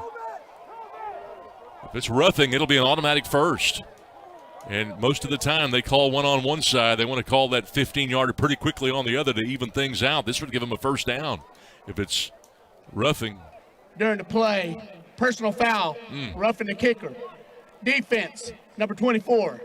Be 15-yard penalty from the previous spot. First down, Garland. Let's watch it again. Yeah, just, man, he's got to pull up right there. Just, I don't even know why he continued. I mean, the ball was away, but, again, that's the type of penalty you just can't have, especially when things maybe aren't going the way and you're trying to get the ball back and get in this ball game. And, man, you just went from getting the ball now to giving them the ball back with the first down. Yeah, and it's the kind of angle that you take only when you know you can get the football. You can get a piece of it. Yeah, absolutely. Mojica's got 5 wides here. They'll roll him. He's going to show off his arm. He's got a man there and cannot make the catch. Tyquez Miles had the ball pop out as soon as he hit the ground. He beat Gladden on the go route. Yeah, man, I mean, Mojica steps back, watches him the whole way down the field, avoid the rush, man, just got a great pass off. And Miles, oh, my gosh, man, those are the ones you dream about. And, boy, unfortunately, he was unable to pull that in. You know, we mentioned Garland losing their starting quarterback, Orlando Rout, after game 2. They might have him back after game 9, but the way Carlos Mojica has been guiding this team, they have found something with this junior quarterback. He's a good one. Yeah, I agree with you, Scott. He's done a really good job tonight. Here's the big man, Marshall, who scored his first touchdown of the year in that first half. But they bottle him up pretty quickly, make him make a quick cut. Smith and Childs, the will and the strong sideline safety make the play. Yeah, they tried to do a backside counter here. And again, Marshall was trying to get up inside behind the blocks. And again, Smith was able to make a tremendous play. But just getting back to Mojica, again, it looks like he's still kind of learning the offense. I think they went with him starting with Naaman Forrest. And he seems to be getting a better grasp of the offense as each week goes by. Roman, how do you like the way he's managing the game? I mean, he looks like he's confident. He feels like he's confident. He doesn't seem, rushed or nervous or anything. So I think he's really doing a great job with this offense. They've converted 3 third and longs and almost had one there, trying to hit Dickens, but Adrian Lacey, the safety, broke it up right at the first down stake, and a flag came in. Yeah, again, just a good pass. Dickens looked like he was wide open and again, just was unable to pull the ball in. But, man, we got some kind of flag going on here, and we'll kind of have to wait and see what this call is. Unsportsmanlike maybe again. After the play, dead ball, unsportsmanlike conduct, number 21 of the defense. A 15-yard penalty from the previous spot. Result of the foul, first down. Yeah, that's Tyree Graham, the cornerback. Again, Mojica's back. This makes a tremendous pass here. Unfortunately, Dickens was unable to bring that in. But, again, we get the unsportsmanlike conduct against Rowlett. And I guarantee you right now, Coach Clayton really is not probably liking what he just saw there because, as a defensive coordinator, he doesn't teach his players to do that type of thing. So each team has been flagged for unsportsmanlike conduct on this drive alone, and then you factor in the roughing the punter. We've got 3 big penalties on this particular drive. Here's Hughes turning the corner here. Jethro Hughes, who averages about 2 a carry. That's a big one there. That's a big man that they don't expect to turn the corner. Yeah, I'm kind of glad to see Hughes back in the game. As we look at the replay here, Hughes is getting the ball, getting a little outside zone, kind of bring that number 44 from the backside, trying to get him that corner. And I don't know if Hughes has been hurt or not, but he really hadn't seen a lot of action tonight, and I don't know where he's been. 5'9", 160, the junior, quarterback on the JV last year. He's played some inside wide receiver, high IQ guy, kind of a jack of all trades. Second down and 2. It's a nice cut. Trying to finish off the run. I don't think his knee ever went down, but he stopped his forward progress. Derek Childs formed him up. Short of the first down. Again, trying to bring that backside wire around with the number 44 coming around, kind of giving you that counter look, but using the tight end and the X back maybe, or the F back, and coming back around trying to run that play again. Looked like he got maybe 1 yard out of that. Yeah, and they're gonna bring Sam Marshall back in. I can't imagine they wouldn't go back to him. They line up 2 H-backs here. They'll give it to Marshall. Everybody expecting it. And how about that offensive line? You expect a scrum at the point of attack, and he's able to nose forward for 3. Barely got hit at that line of scrimmage. Max Gladden finally got him. Yeah, again, came back with the same play, brought both the H-backs around, kind of running that counter look, and, boy, give that ball to big number 33, Marshall, and let him go get that first down. Just a great run there and a great design on that offensive play. And really the offensive line that has had problems with 2 sophomores starting this year. Some games, quarterback Mojica gets a lot of pressure. Other games he gets hardly any pressure. But tonight I thought they came out ready to go. And Mojica's had a clean pocket for the most part. Keep it on the ground here. Oh, nice break of a tackle again. Marshall running behind his pads for 5 more. Childs again had to come up, combined with Vincent Martin, the end. Well, again, like you said, Scott, keep that ball in Marshall's hand. Let's see what he can do again. Try to bring number 12 around and kick out the end. And Marshall was able to get up inside. And, again, I have to give heads off to that Garland offensive line. They're doing a great job here. And like you said, a couple young guys up there and just kind of getting after it right now. Caleb Reba, the sophomore center. Corey Yanez. Second down and 5. Another power run. This time Ty Miles. Miles has a first down inside the 10. Adrian Lacey trips him up. That's a nice run in the red zone of 9. Before they picked up another first down. Again, a little counter look. He was able to get up inside, and Miles able to keep his footing and able to go get 9 yards on that play. And it's a good-looking play. Tell you what, right now this offensive line seems to be moving that defensive front. We've seen Hughes, we've seen Sam Marshall, we've now seen Ty Miles at that running back, and they're controlling the line of scrimmage. Miles again, this time being swarmed. Swung around and pulled down by Grady Holmes, the junior defensive end. A loss of 5. Again, brought both guards around, was trying to get outside, and man, there you go, Big Holmes able to get in there, and just a tremendous play, tackle for loss, and boy, this is what Rowlett needs. They need to get a big stop here. They would love to get it. Garland looking for a score really of any type. You don't like to settle for field goals, but in a game like this, another score here to make it a 2-score game would put the pressure on the Eagles. Oh, absolutely, Scott. They'll take anything they get here right now, and you're absolutely right. 2 scores is what they would like to see happen. Mojica goes underneath, finding Yaha for the first time. Kenton Thompson with the stop. They pick up 5.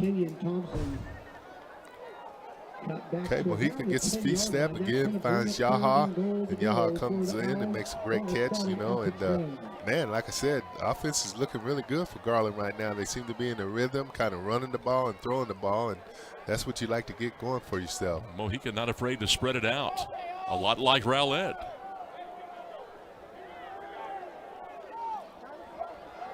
Third down and goal. Play action, into traffic, tipped and incomplete. Through the post and could not find Dickens. Graham again in coverage, doing a good job.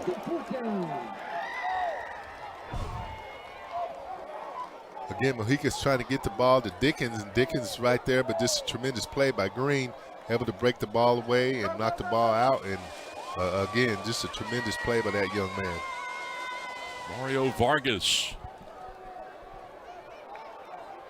27 yards out to make it a 2-score game. Operations are good. Struck it well and gives them a 10-point lead. I'll tell you what, I mean, you know, what wasn't a touchdown, but again, like you said a little bit earlier, Scott, just to get something out of that to make it a 2-score game. Just a tremendous drive down by Garland to start off this second half. The Owls with a 10-point lead and the shutout working through 2.5 quarters on GRS TV.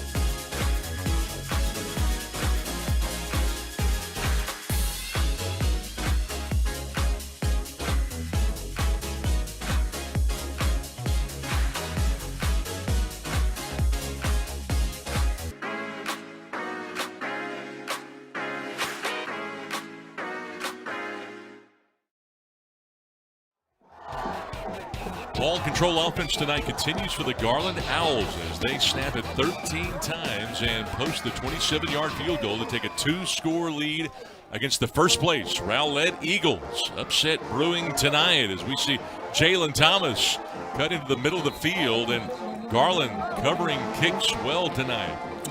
Well, I tell you what, man, it looks like Garland, they worked hard this past week. It looks like being short week, and able to come out here tonight and put things together and kind of, you know, looking to maybe get this upset tonight. Again, putting things together on both sides of the ball, and right now they have a 10-0 lead. Interesting to watch Garland, again, 2-3 on Here the to season. play, all sides on the kicking team. 5-yard penalty added to the end of the play. First down, Rowlett. So we get at the 29 rather than the 24, but they came in 1-2 in district competition. And the record doesn't match what your eyes show you tonight. This is a well-coached Garland team that has come out ready to go, and the defense has been playing with an edge with the shutout brewing to start. They'll keep it on the ground here. Kellen Cottrell has been their star tonight at that running back spot. Picks up 5 with Chris Calhoun coming up with his 3rd stop of the game. Again, brought that backside guard around number 60. Contrell gets behind him. Then he's trying to look to see whether he should go inside or outside. And he popped outside. Got some yardage on that play. Cottrell being really patient. Delio Williams has been catching more short balls than anybody else, and that time a little hitch for 4 before Ty Mills stops him short of the first down. This is what this Rowlett team has been doing. They'll try to stretch you laterally and being very efficient, even though they've thrown 2 interceptions so far in this game. They've been rotating quarterbacks, and they've got Laura back in there. Sam Laura. On the slant, broken up. Oh, it's a nice play by Ty Mills. Mills was all over him, ready for it to bring up 4th down. Well, I tell you what, Mills has been all over the place here, man. Laura was able to get back, and he got a pretty good pass off. It looked like it was going to be maybe caught for reception, but boy, Mills was able to get there and separate that ball and do what you teach as a defensive back coach, strip that ball and get it out of his hands. We have been lauding the efforts of Garland. They will not put anybody back. What a smart play here by Danny Russell. They're going to run the fake. Everybody knew it was coming. The left-handed toss floats up, and it's caught for a 1st down. Somehow, the left-handed toss grabbed by Dewberry. They'll move the sticks. They knew it was coming, yet the Eagles execute anyway. Absolutely. I mean, Garland puts a lot of people up front, but I have to say, what a pretty well-designed play. I mean, it might didn't go off the way you kind of wanted it to, but you got Garland thinking run, and so, of course, we're coming to support the run, and then you throw the pass at the last second, so it kind of keeps you off guard and just executed pretty well there. Maybe not as crisp as we like, but, man, a tremendous play. How about Dewberry? They get this one out on the edge to Dawson for the 2nd time. Dawson forced back in as they set a hard edge, but Dawson fighting to pick up 4 more here before he swarmed.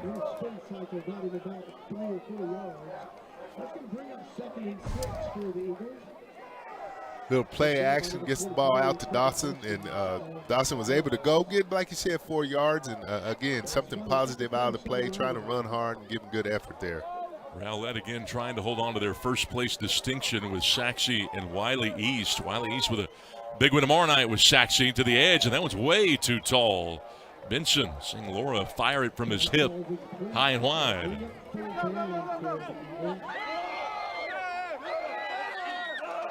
Another 3rd down forced by Garland. Yeah, again, defense is doing what they need to do, getting Rowlett in 3rd down situations, 3rd down and 6. Again, you kind of have a chance to maybe get a stop here and get off the field. 3rd down and 7. And again, they're not on the same page. Again, they try to go to Benson, who ran the curl. And I think Laura thought he was going to run the stop. Yeah, Laura actually thought something different on that pattern. And again, that was the 2nd time they kind of seemed like they're off a little bit miscommunication. And he's thrown it where no one is there. And unfortunately for Rowlett, that is the 4th down.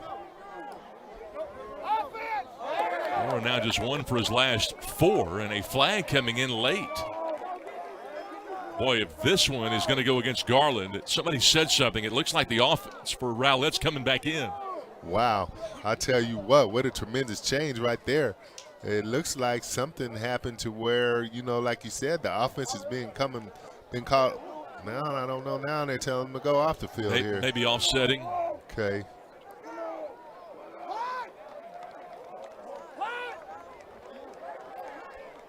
Wow. Come on, Elijah, you got to catch that. After the play, dead ball, unsportsmanlike conduct, number 77 of the offense. 15-yard penalty, 4th down. Oh, wasn't offsetting. It goes against Rowlett. Wow. That was Richard Daniels. I don't know what he did, but, man, you can't do that in the type of ball game this is. You definitely don't want to give Garland any momentum or a chance to get better field position. Another unsportsmanlike. That is the 3rd of the quarter. It's only the 2nd drive of the quarter. And that can lose ball games for you. 2 for Rowlett, 1 against the Owls. They're going to let this thing go. Good punt there by Daniels, and a good roll for Daniels. 43-yard net as they let it go down around the 20. Again, we got something going at midfield. Man, they do. More flags, more extracurricular, and you got an owl with his hands up. That looks like Tim Foster that says, hey, I didn't do anything. And guess who they're probably going to call? Yeah, that's usually what they do. But I tell you what, need to get both these teams back to the sideline and tell them, hey, we're still in a ball game. And, there's a lot of football left, and we can't have these crazy penalties to give another team or our team or whatever team the advantage. Jordan Griffith down there, too, number 18. We'll see. You just call one team, and I'm telling you, officials want to even those things out. So you better be careful if you're on the other side of it. Absolutely. And like you said, Scott, sometimes they start looking for it. And, yes. Especially when it's kind of chippy out there and people are saying things back and forth. I mean, they want to try to do the best they can to keep this game under control. And that's why, as players, you just need to keep your mouth shut and just play the ball game. See Trey Funderburg, the back judge, talking to Eliza Mata. The line judge is down there.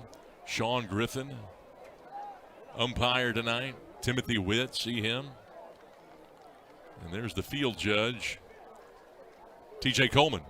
Yeah, this be interesting. It seemed like they got about 3 or 4 flags out there.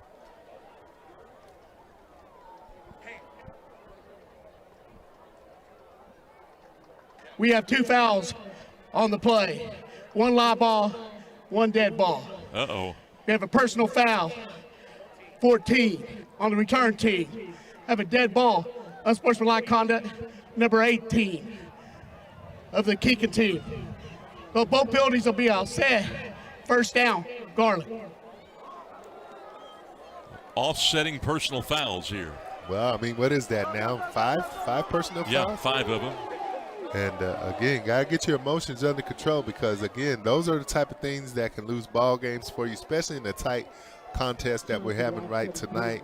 You certainly don't want to give the other team any advantage, especially dead ball fouls and that type of thing when they never even ran an offensive play or anything. Garland will begin at their own 25 with 4:05 to go in this third quarter. They've had the game under control. Garland won their 4th ball game of the year against South, 27-26.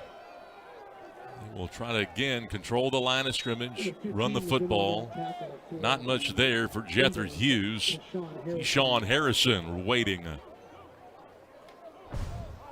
Yeah, just trying to run a counter around, but again, Harrison was able to get through there and just make a great play, tackle for loss, and just not a lot happening there on that play. Harrison doing a good job of run fitting there. Talented, key piece of this Rowlett defense. A knack for knowing where that football is. 2nd down and 10 for the Owls. Play action. Mojica to the air. Trying to go underneath again. He's trying to run some press coverage with Dickens there, the intended target. Jacob Dewberry's had a good game. Yeah, Dewberry's been all over the place again. Was able to get his hands up and get his hands on that ball. Again, Mojica looking out, trying to get the ball there. But, man, this is a tremendous play by Dewberry to bat that ball down. You look at the intended targets in this ball game, and one of the problems that the Owls have had is just getting the ball to wide receivers. But Rowlett with 3 grabs. Benamay's got a couple. Dickens, James, and Miles each have a catch. 2nd down and 10. The lefty rolling out right. A flag coming in perhaps for holding.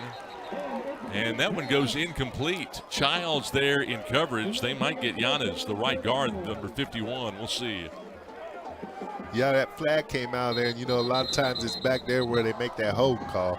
During the play, holding, number 29, the offense. That penalty will be declined. Result of the play, 4th down. Got an injury down there. Got an injured Eagle. That's Kenyon Thompson, who's been a very good cover corner. Physical 6'3" guy over there. Hopefully it's just cramps here. You got Mojica rolling to his right, a little bit away from his strong arm, looking down the field. They called a hold on Hughes. I didn't see it there on the replay, but apparently they saw something. And, boy, again, 4th down, so going to have to punt the ball here. To punt the ball, and this is a 3 and out after you snapped it 13 times on the opening drive of the half. And I'm a little bit surprised that they abandoned the run so quick right there. Yeah, because you were doing a good job of controlling the clock and eating up that clock. And so, again. Vargas to punt it away to Thomas again. This is a high end-over-end kick. Dropped it. Ball's down on it. It's live. Did he get it, or do the Owls have it? Well, I don't know. It looks like the Owls might have got that because he dropped it, and it looked like the Owls knocked him off of the ball. They've got it. The officials are looking for the ball, and they've already come out of the huddle with it. They're going to give it to Garland. Absolutely. Again, it looks like he kind of dropped that ball, and Garland knocked him off the ball, and then they were able to scoop it up and get the ball. So, man, here we go. We'll see it on the replay. called for a fair catch, but just dropped it. Can't find it, and man, yeah, that just rolled right over to the Owls there. And so, man, that's a big turnaround right there, especially when you're trying to get back in this ball game. It's a huge turnaround. Another flag came in, and Eliza Mott has been busy tonight, especially this second half. Yeah, I don't know if Coach Alfred's trying to say that was some kind of interference, on trying to get that punt. Catch interference, yeah, maybe? Yeah, and I think he kind of was thinking that that's what happened. But, unfortunately, we don't have replay here in high school, so that's probably not going to be called. After the play, dead ball, unsportsmanlike conduct, number 11 of the receiving team. That'd be 15-yard penalty from the end of the kick. First down, Garland. That is unbelievable. Well, that's what we were talking about. You got to get your emotions in check because, again, you don't want to allow them Rowlett. to be able to First charge. go down the field and get an easy score for not working for it. Derek Alford is like, wait a second, let's call a timeout. Let's huddle everybody up. We're not going to keep doing this.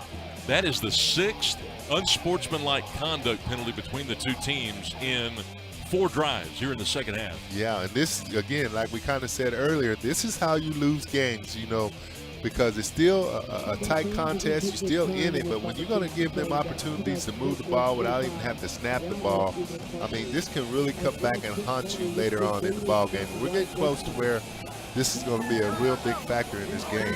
You know what else can come back to haunt you? Passers in practice. They can come back to haunt you. Well, I tell you what, I know Coach Clayton, Coach Alford over there. Don't think that. Boy, that might be something they're going to be looking at because, man, that's uncalled for right now. They don't mess around now. Garland's got it back. They've got a 10-point lead, looking for the upset. Garland looking for their second win in 3 games. And their confidence continues to grow, and why wouldn't it? Mojica's done a good job. Pocket pretty clean. Throws it up in single coverage. A scoop catch. Caleb Abename, a touchdown. 27 yards. Getting Robinson a little bit of space there in coverage. Wow, man, just a tremendous ball. I kind of thought he lofted it up a little high there. Maybe he was going to be able to make a play, but boy, this is a tremendous catch by Abename. And man, there you go, touchdown, Garland Owls. 27-yard touchdown pass. What a throw by Mojica. You just saw his first touchdown pass of the year, Roman. After the play, dead ball, unsportsmanlike conduct, number 4 of the offense. That penalty be assessed on the kickoff. Touchdown's good. I think they got him for a little excessive celebration there and kind of saying something to the crowd over here. But again, get those emotions in check, man, and not have crazy penalties here. Unsportsmanlike conduct against Garland. This point after is low in driving. And Mario Vargas bangs it through to make it 17-0 Garland with 2:59 to go. Well, the Owls will have to kick off from their own 25 when we come back. Good ball game here at Homer B. Johnson on GRS TV.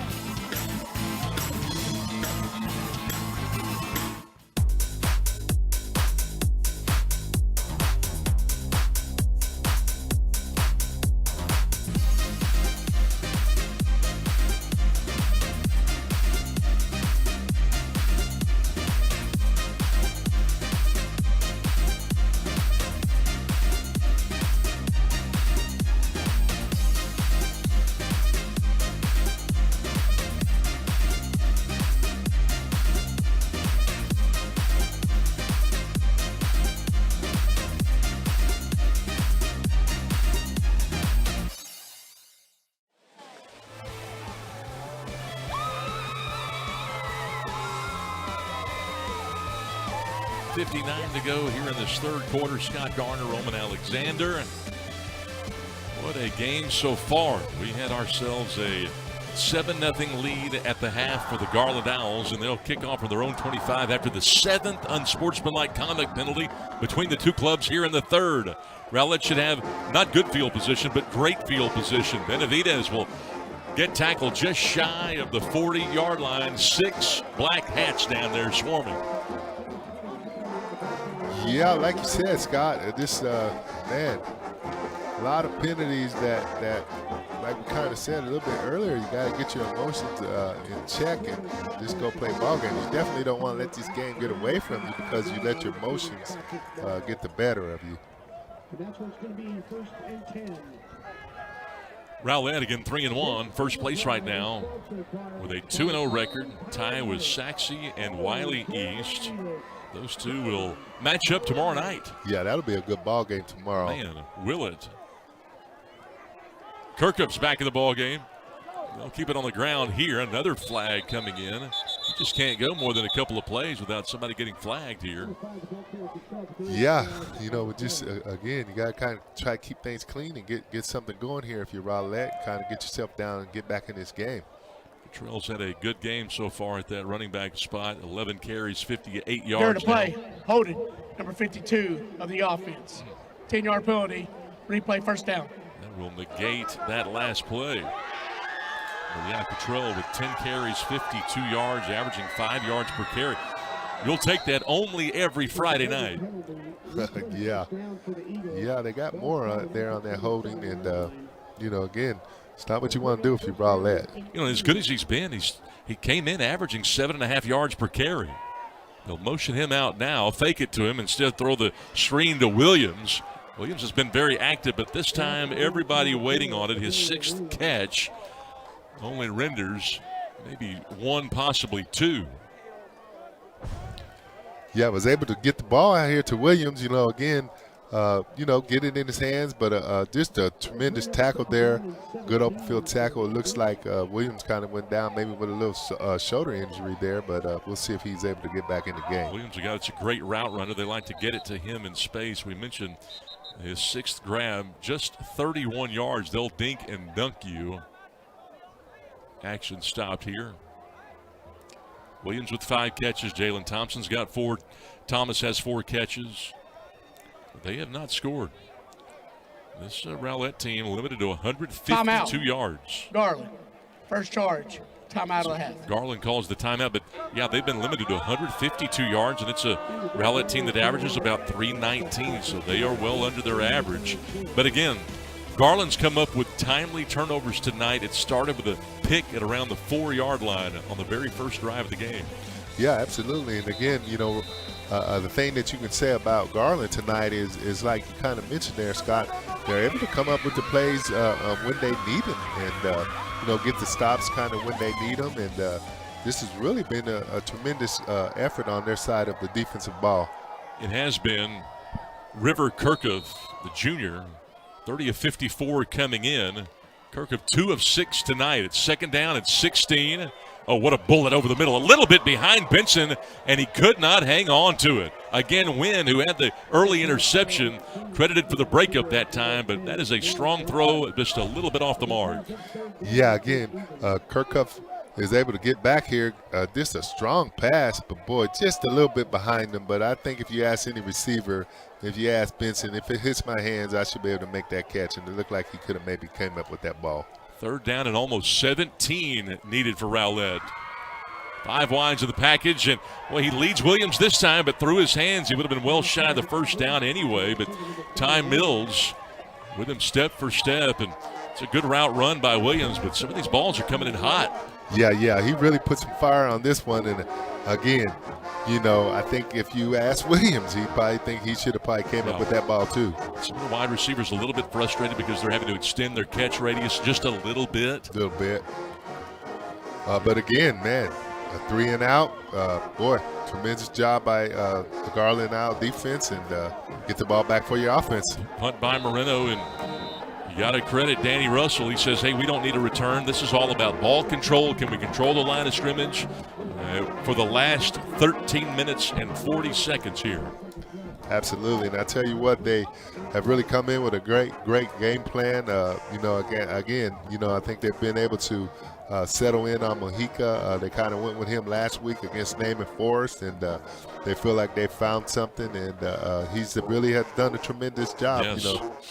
No doubt. Carlos Mojica, 9 of 22, 113 yards, 40% right now.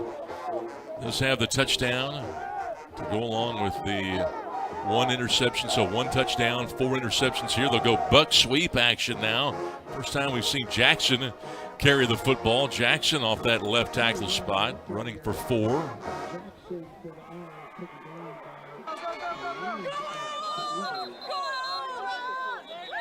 And this, again, Garland team young, 2 sophomores on the offensive line. We've talked about that.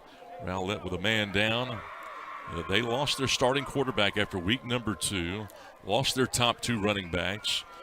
2 weeks ago, Garland had 13 kids hurt. Wow, that's insane. I mean, that is absolutely insane. And yet here they are, able to put it back together. This is a tremendous job on the coaching staff to be able to salvage this and pull it back together. And man, what a tremendous effort they're doing tonight. Tyreek Graham, the injured cornerback, maybe some cramps. He looks to be okay. But Garland's big strength is their defense. 2 of the 5 games, they've held opponents to 7 points or fewer. They've got a shutout brewing here. Should they get it tonight, it would be their first shutout of the season. Wow, and I tell you what, like you said, they are really rallying to the ball and just really doing the things you would like to see your defense do. This heads off to the defensive coordinator over there, Coach Perry. He's really come in with a great game plan tonight. But I think you're right with Mojica. They found something at that quarterback position, and he's shown just tremendous leadership too. You gotta like that. TaMarcus Jackson getting his chance at running back. Second straight carry, gets 2 this time. Jacoby Dewberry the stop. 3rd down and short here. We roll inside of 40 seconds. If they run it here, it could take us to the 4th quarter. Yeah, boy, and tell you what, and that's what you want to do, because when you get into the 4th quarter, that's when your mindset shifts to change, and you think, hey, we're going to win this 4th quarter. They got the big man there at that H-back position, Josh Kalu, and they give it to the tailback, needing 3 yards, and he won't get it. Sam Marshall tripped up, shy of the first by a couple, and that will maybe take us to the 4th quarter. Got a penalty flag here. Face mask, perhaps.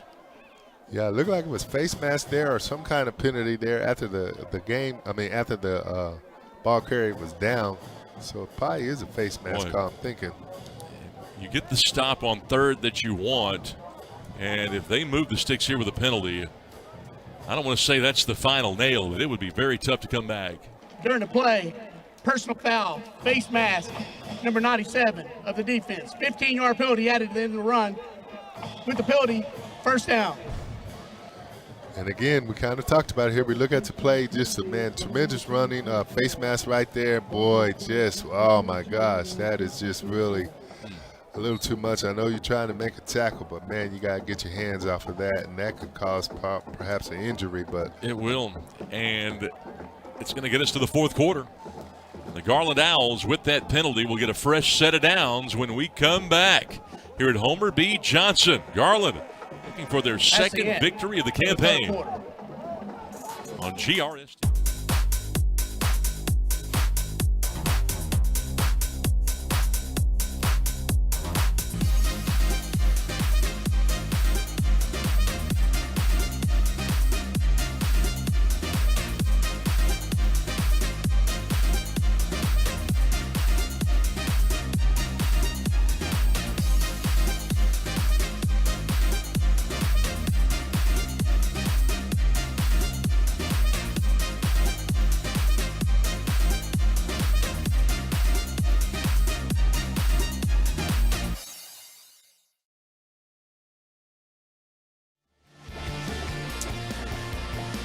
Head coach Danny Russell's been around this program for almost 30 years, all things considered. And when he was the defensive coordinator from 2001 to 2012, he had some really good defenses here at Garland. And I don't know that he would be more pleased than the effort that he has seen by his team tonight, particularly on the defensive end. Now, they've had their dings and their mishaps here and there, but for the most part, the defense has come alive. They put up 17 points in this ball game. It's really what they wanted, and on 1st down, they get a new set of downs here, and they get a load behind Sam Marshall with Derek Childs, the safety, coming up for the Eagles. They'll get a healthy 6. go to the fourth quarter here. 17-0 Garland, looking for their second win in 3 weeks. Yeah, I was able to run that kind of backside counter, pull that backside guard, and tackle around and run the counter there, and got Marshall in behind it. But like you said, just a tremendous effort. And again, offensively, Garland has been able to control the ball and keep the ball and eat up a little bit of clock. And so, again, just a great job here. Low snap. They get the fly sweeper Rodish anyway, who gets the first down inside the 30. The ball control style continues, and Jacob Dewberry's nice night continues as well. He trips him up. Pick up a 6. And we get another flag here, Scott. A lot of those tonight. 7 personal foul penalties in that third quarter. 7.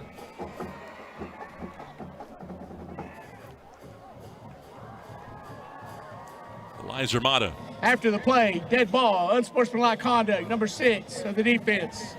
Be half the distance to the goal, automatic, first down. Wow. And, Derek Alford, he already called a timeout in the third quarter, had to burn a timeout to try and get his team corralled. A little extra there. Yeah, I mean, it's just, like it's kind of snowballing on them. And unfortunately, they had to gain their composure and get themselves back in this game because, again, tremendous job by Coach Wilkett over there at the OC for Garland. He's really called a great game tonight, but, man, definitely don't want to help him in any way by just getting those unsportsmanlike penalties. Again, the fly sweep going to Wynn this time, and Wynn getting close to the 10. They knock him out of bounds to stop the clock, but they'll pick up 5 more. And Adrian Lacey got to the edge. Getting the ball in a lot of folks' hands. Yeah, they are, man. Like I said, they really worked on that offense. And boy, you got Big Marshall out there leading them around. Here comes Wynn. Great block by Marshall to clear the way. And, again, heads off to Coach Wilkett over there, able to come up with a game plan. And, man, they're executing it, like you said, getting the ball in all kind of different people's hands and really looking good tonight. Boy, they get that big boy Josh Kalu there at H-back as a lead blocker for this guy, Marshall. Man, you get into the fourth quarter, and they've been leaning on you, wearing on you, getting 5 more down to the 6. Yeah, again, just getting that ball in Marshall's hands, putting Kalu up there and just having them lead the way and kind of come get that kick-out block. And, boy, Marshall's a big load, and he's going to keep running. Just truck that guy. Yeah, if he had number 34, I think we were looking at Earl Campbell here. But, he's one number one away. off. He's a one off.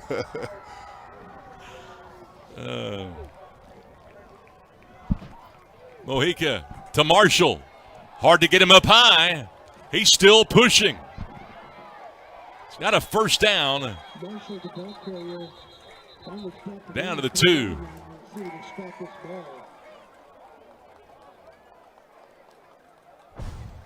Yeah, again, just keep that ball in Marshall's hand. Again, they brought Kalu around to try to get the kick out. Marshall just kind of playing off the blocks and seeing where he can find an opening.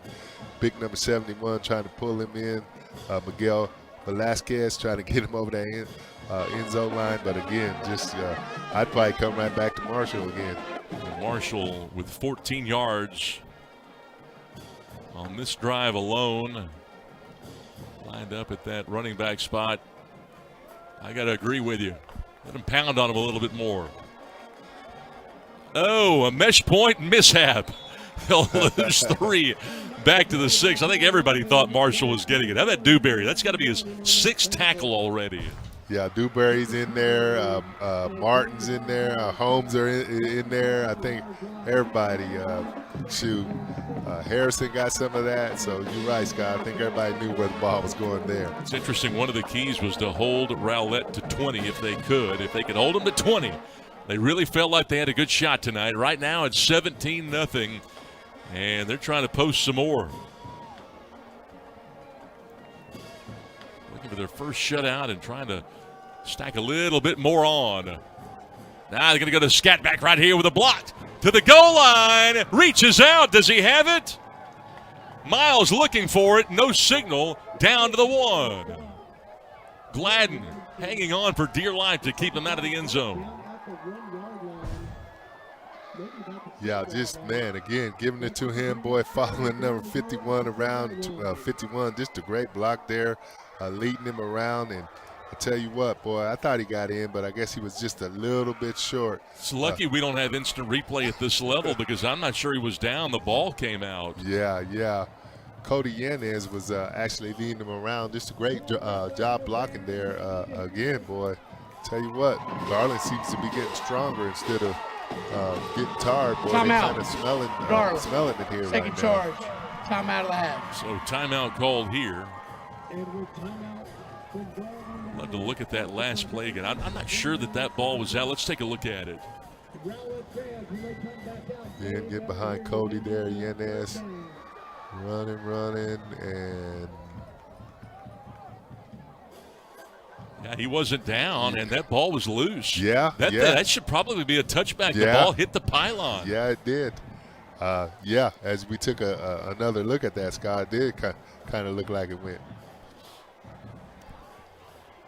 This district tight indeed. You've got 3 at the top, tied for that top position, and we're going to see Wiley East and Saxony go toe-to-toe tomorrow night. Rowlett will fall to 2-1 unless we have big changes here. And how about Garland going to 2-2 as they look to make a playoff push here toward the latter stages of district play? Well, you're absolutely right. I mean, you can kind of tell that Garland came in this game thinking like, hey, man, if we're going to do anything, if we're going to make a run, if we're going to change this season that we're having right now, this is going to be the night, man. And you can really tell that they are playing like that. And so far they've done a spectacular job. Well, the pass protection has been good for Mojica and company tonight. They have done enough on the ground to make life miserable for Rowlett. You've got the big man at that H-back position, Josh Kalu. Marshall, the running back, give it to him. They know he's getting it. He continues to fight. Ball's out. This time it's still loose. A scrum forward, who's got it? Eagles say they do. And it's a touchback. Poetic justice. Yeah, boy, I tell you what, Marshall was trying to fight to get in, but, man, that ball popped out. We take a look here at the replay. Marshall's going in, just trying to go big on big. Man, he kind of gets stopped there. He keeps fighting. Boy, he kind of sticks it out. I think he was going to try to see if he could stick that ball across the end zone, but, you know, you got to kind of be careful down there because that's sometimes how the ball comes out of your hand. Second turnover that Rowlett has forced. They had the interception back in the first half. They forced the fumble at the goal line. I'd love to have maybe we can talk to Delbert Richardson and the gang, see if we can get a pylon camera there next week. We need to stick that thing right in the pylon. Oh, yeah. Because I wondered the same thing. He stuck that ball out, and I thought, man, might that have been a touchdown or close to it? There's a throw over the middle on first down and a little bit short. They went with a deep dig and incomplete there. Josh Bename, I believe, was the one in coverage. Yeah, Mojica's just rolling, trying to, Laura, jeez, I mean, I'll get the team right. Laura was rolling to his left and just, trying to get something to happen again. Yeah, Laura's back in there. We've seen Kirkuff on that last drive. Kirkuff showing off that big arm. They again go low on the slant to Benson. They've done that 3 or 4 times here in the second half. But Colton Dunberger, locked down coverage for him tonight. Yeah, he's done a tremendous job. Dunberger has done great tonight. Again, Laura's trying to find number 10, Benson, and again, there he is, able to knock the ball away. Dunberger has really done a fantastic job for Garland tonight. And again, like we said earlier, Scott, the defense has really shown up tonight. I'm impressed with what they've done. Man, just a great game plan and sticking to it. Kirkuff and Laura have combined to go 1 for their last 7 throwing. It's third down here against the zone coverage. He's just going to heave it for a prayer. Can they keep the feet in bounds? That's the question. And that throw led him too far into the white. Jalen Benson had no shot. Again, it's Dunberger. It was all over him in position. 3 incompletions in a row to go 3 and out. Again, trying to get back there and get his feet set to see if he can get it downfield. Man, and look who's coming, man. Number 28, Ochewary, forcing him to have to throw the ball quicker than maybe he wanted to. Garland again for the third straight punt will send nobody back deep. And that's not a great punt there by Moreno. He'll take a backwards bounce. 16 yards on this kick.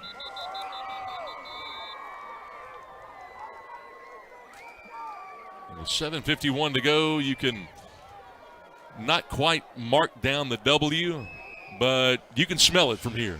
Well, I tell you what, I mean, just, you know, a great effort by Garland on both sides of the ball. You know, they kind of came in this game and put things together, and honestly, they look like a different team than they were maybe last week when they played Navy Forest, and they went back to the drawing board, and you can really see the efforts have paid off again tonight because they are looking really good on both sides of the ball. And unofficially tonight, Garland's got 17 points, but they have less than 200 yards of total offense, 174, 139 through the air. They'll have more. You go into the ground here, one would think. You've got Jether Hughes, the 5'9" junior. Before the play, false start, number 4 of the offense. 5-yard penalty, still first down. Caleb Abename, the wide receiver, moving there. But for the most part, well-played game, well-executed game. I thought the first quarter they really established what they wanted to do, and it's hard to get into a rhythm, especially with the number of folks they've had. I think they had 7 starters transfer out before the year. And these were really good players. These were players that made an all-district list, either first or second team. I mean, that's how devastating that was, as Jether Hughes gets wrapped up by Harrison for a loss of 1 there. But that's hard to withstand, and you know, that'll change chemistry. Yeah, absolutely. Again, here we go. Harrison coming up, making just a great open field tackle. You know, he's kind of been all over the place for Rowlett tonight. But again, like you said, this is a tremendous coaching effort over there. Again, you know, Coach Wilkett, you know, just did a tremendous job with this offense and came up with an outstanding game plan for tonight. Well, I thought Garland showed a great deal of toughness tonight. Everybody knows they're running here and stack it up. Hughes nowhere to go here. He loses 4 more back to the 45-yard line. But again, you know, all these high school kids, they see these college kids, they see them transferring all over the place, and they feel like, you know, that they're looking for the next best thing. Yeah, absolutely. And you're absolutely right on that, Scott. But again, you know, it goes to show the tremendous effort and coaching that's happening over there at Garland, that they were able to come back and no doubt and get kids in the right position to help make them successful. You know, especially from that first ball game into this ball game, you can really see tremendous growth on that side of the ball. You know, Garland came in averaging 14 points a game. It's not terrible. Hughes gets wrapped up by the headgear that time. 3 straight runs for a loss. Grady Holmes' second stop in 3 plays. This will bring the punt team out. But no, I mean, just their tenacity. I thought they played with a great deal of toughness tonight. Yeah, again, we're looking right here, and you see that Hughes was wrapped up by number 91, Grady Holmes, for tackle for loss. But you're absolutely right. I've been really impressed with Garland. You know, if any team could you know, kind of, you know, woe is me because of some of the things that happened to him, it definitely could have been Garland. But, you know, they did the G-Town thing and man, went back to the drawing board, and here they are. That's right. They essentially, they've had to start over. But this punter tonight, man, he's been good. Mario Vargas he's got a little something here. Yeah, he does. Roman? Yeah, he's done a really good job of punting. I mean, hey, when you punt like that, you never know. I mean, somebody should be looking at him. I mean, I think he's done a really good job tonight. I mean, I love watching his leg swing. It kind of reminds you, remember a guy named Reggie Roby that used to punt for Miami? Remember him? Oh, yeah, definitely. Wasn't he the guy, he had that leg swing that was his knee almost touched his face? Oh, yeah. I mean, he had a tremendous leg swing. And, boy, Cat was big enough to play linebacker, too. Yes. Yes, he was. Odd front here for Garland. Underneath, toss. And Gregory Jenkins, throw and catch, a gain of 5. Flowers the stop. Again, they got Kirkhoff back in, just a good, quick pass, stop route out there to Jenkins, and again, got something positive out of it. Right now, and I would have to say Rowlett probably is going to have to be looking at a lot of passing here and trying to, if they really want to even try to get in this game. Got an injury. Injured Rowlett Eagle. I beg your pardon, the Garland Owl down. 5:20 to go here in the fourth quarter. All Garland tonight. We'll take a break and continue on GRS TV.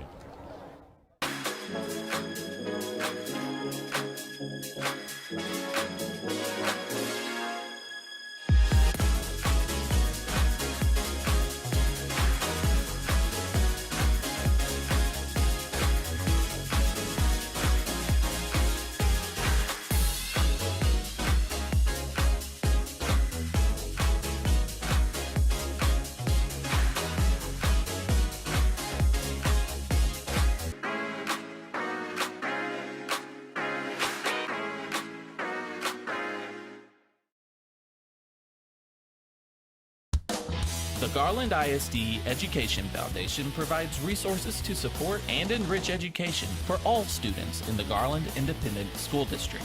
Every dollar donated helps fund innovative teaching and learning initiatives. Choose today to impact a better tomorrow. For more information and to learn how you can give, visit gisdedfoundation.org. So we see the injured Owl, Colton Dunberger, and tell you what, they don't want to lose him. This is a really good cornerback, a junior.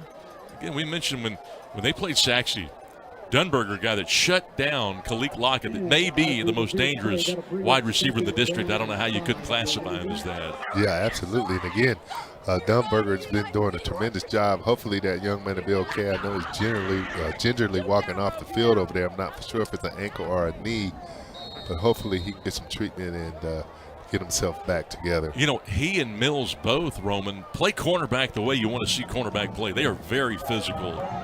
To the edge now, it's Cottrell, the running back, and he gets stuffed that time. Everybody flowing to the football. First one there is Mills, the aforementioned cornerback. There they are again. Hey, these corners are not afraid to hit somebody. No, they're not. They're extremely physical, and they come up and they make good open field tackles, and they do everything that you want a corner to do. We got number 5 out there too. Is that Webb? So Webb's kind of come back from injuries here, and again, you know, he's a very vital part of their defense too. Cottrell 10 carries tonight. This is Kirkhoff.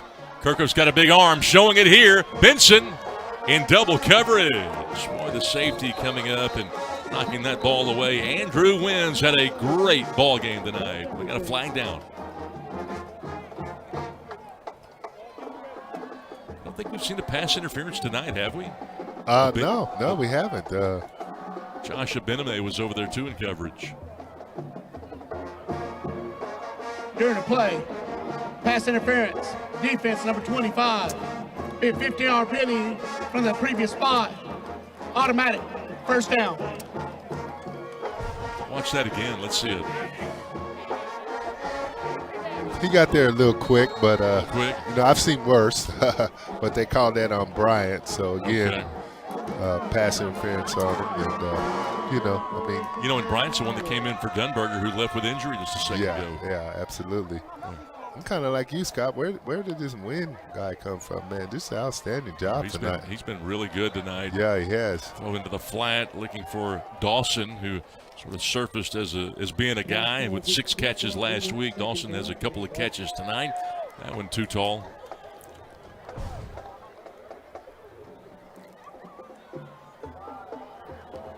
Second down and 10 for the Eagles. Where did they go wrong tonight for Rowlett? I don't really know. I think they kind of lost their composure there a little bit. I mean, you're looking at, 4 or 5, unsportsmanlike conduct penalties, and that can start to add up against you. And you get a little bit frustrated and, you know, things not going the way you want them to, and that can kind of snowball against you, especially emotionally. Getting a little bit frustrated, that ball on the mark, but He's going to come over and talk with his coach. Rowlett quarterback.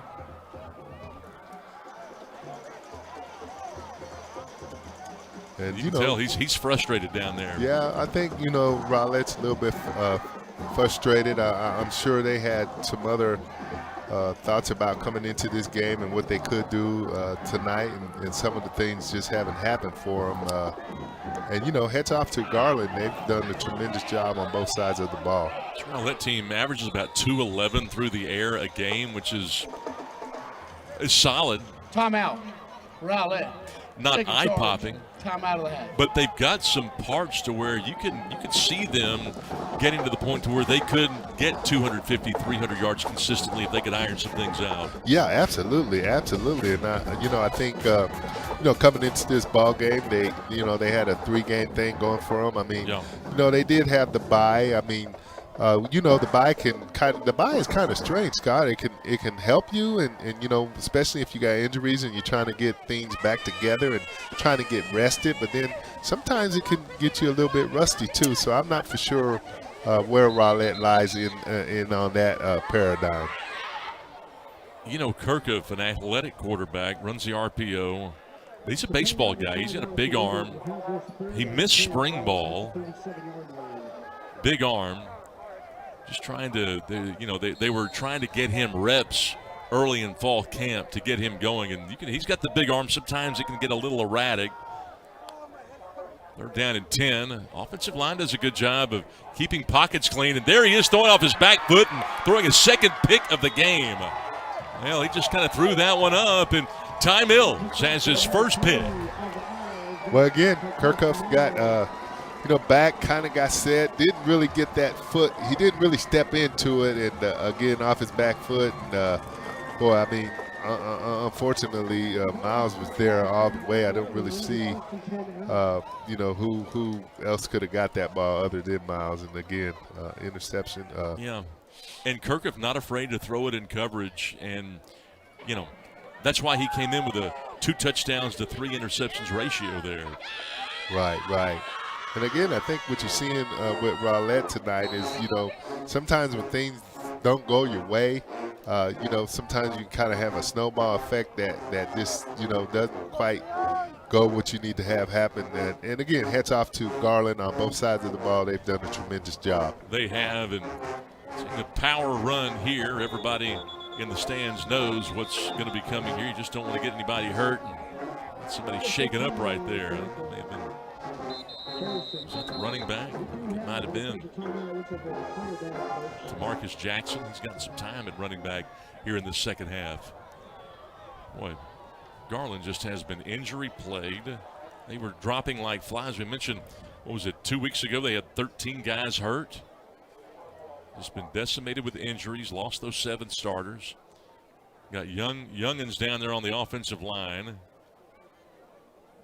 This is a proud Garland program who has a head coach that was an 84 graduate in Danny Russell, an 1984 graduate of Garland High School. Oh, yeah. I tell you what, when you're G-Town, you come back, man. And, hey, thing about it is Coach Alford over there on the other side of the ball with Rowlett, was over at Garland for some years. So, that bloodline runs deep around this area. But, again, this tremendous job by, Garland on both sides of the ball. Coach Perry and Coach Wilkett did outstanding jobs. They came up with great game plans for tonight, and they were able to come in and execute them. Or Danny Russell was here as the head coach.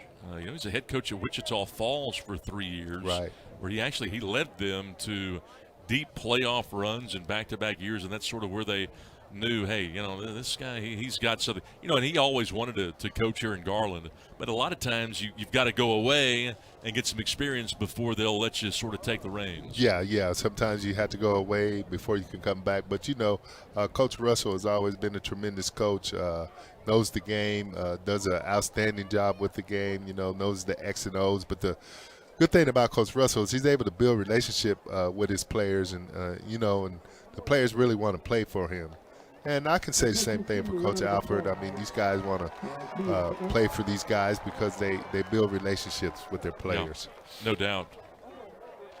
Found it interesting, Danny Russell, great football coach.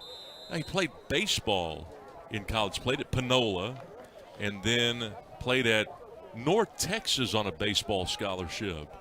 When's the last time they had a baseball team?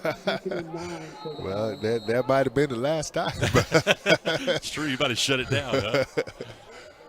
Second down and 9. Back to action after the injury. A little under 4 minutes to go. And a really quickly moving first half, and then, man, it bogged down with 7 unsportsmanlike conduct penalties in the third quarter between the two teams. You got Chippy, bad snap, Mojica, and they're trying to bounce it here. Jonah Hernandez. I'm looking to see there. Man, another flag that comes out there, maybe for a face mask. Coben, I think, maybe unsportsmanlike. St. Dickinson dancing with the band down there. Yeah, maybe get him on the step team, maybe. But again, just great job by Garland. After the play, dead ball, unsportsmanlike conduct, number 30 of the defense. 15-yard penalty, automatic, first down. I'm going to have to go back and count this up. I think that's the ninth unsportsmanlike conduct penalty we've seen between the two teams. 9. I think you're right, Scott. I tell you what, it's too many, that's for sure. Especially, that's not what you want to have happen. By the way, Lathan Roberts has helped us out tremendously tonight. And you know what? You know what I love about Lathan? He's our spotter tonight, among other things.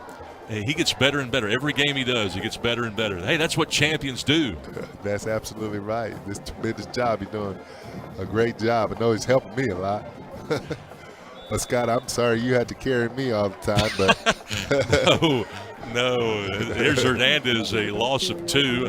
Max Gladden making the play. Here we take a look here at the replay again. Garland's just kind of gets.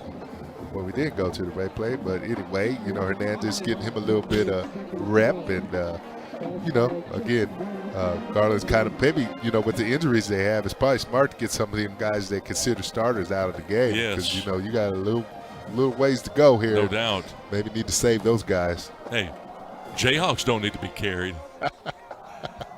Shoot, have you seen our record? Hey, I really thought they were. Oh, that ball's on the ground. They got to cover it up. Hey, I thought they were supposed to be better than what they have been. They've been good the last couple of years. Well, I think everybody did, Scott, but yeah, things haven't quite gone the way for the old Jayhawks. Rock Chalk Jayhawk. When'd you play there? Too long ago. Come on now, what year? Well, let's just put it this way. They had leather helmets and no face mask. We know better than that. Hey, you got to try out with what, the Steelers? Yeah, I had to try out with Steelers and the little USFL thing there. Played the USFL? Oh, yeah, LA Express. But, wow. You didn't play my Gamblers, did you? Yeah, we played them. Played the Gamblers? Yeah, yep. Down in Houston? Yep. Delay game, offense, 5-yard penalty, still third down. Hey, what's it like when you go through one of those tryouts? Just, you really try to concentrate on being the best player that you could possibly be. And, you go and just try to give tremendous effort and just really work really, really hard and just hope for the best. And, unfortunately, in my case, didn't quite work out for me, but man, what a tremendous experience, and I wouldn't have traded it for the world. Who was your quarterback? When I was with the LA Express, it was Steve Young, and then with the Pittsburgh Steelers, actually we had Terry Bradshaw. Bradshaw was actually there, but he retired that year, and so they went with a guy named Mark Malone and then David Woodley. Okay. So Hey, didn't Flutie play in the USFL? Yeah, he sure did. Oh yeah, Flutie was there, and. I didn't get a chance to play against him, but Steve Young was our quarterback, and he had the opportunity, of course, to go in the NFL, and you see what he did, Hall of Fame career. But, yeah, really good guy. So, tremendous players in that league.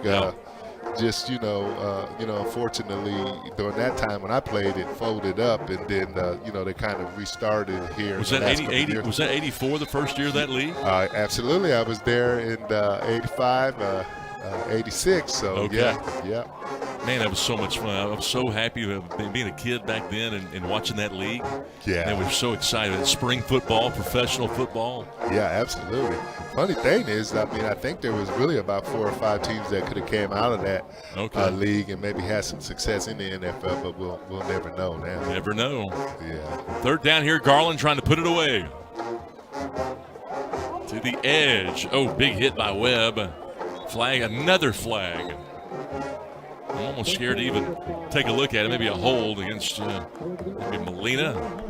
Back up guard. Or rather, Yanez, I should say, number 51.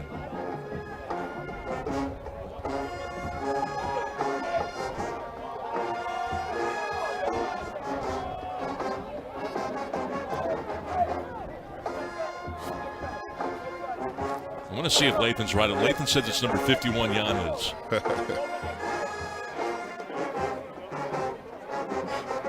Well, he takes his time. I think let's make sure we get it all correct here. Make sure all the ducks are in a row. Is there a flag down? Was there a flag down? Well, it looked like he threw one, but now it kind of looks like they're lining up and just go punt the ball. What's happening here? What is going on? These officials. Turn to play. Hold it. Number 51 of the offense. Look at there. Hey, Lathan's all over it. Hey, you brag on him, and hey, he's going as hard as he did when the game started. Good job, Latham. Good job. You got those young eyes. Us old eyes can't see nothing down there.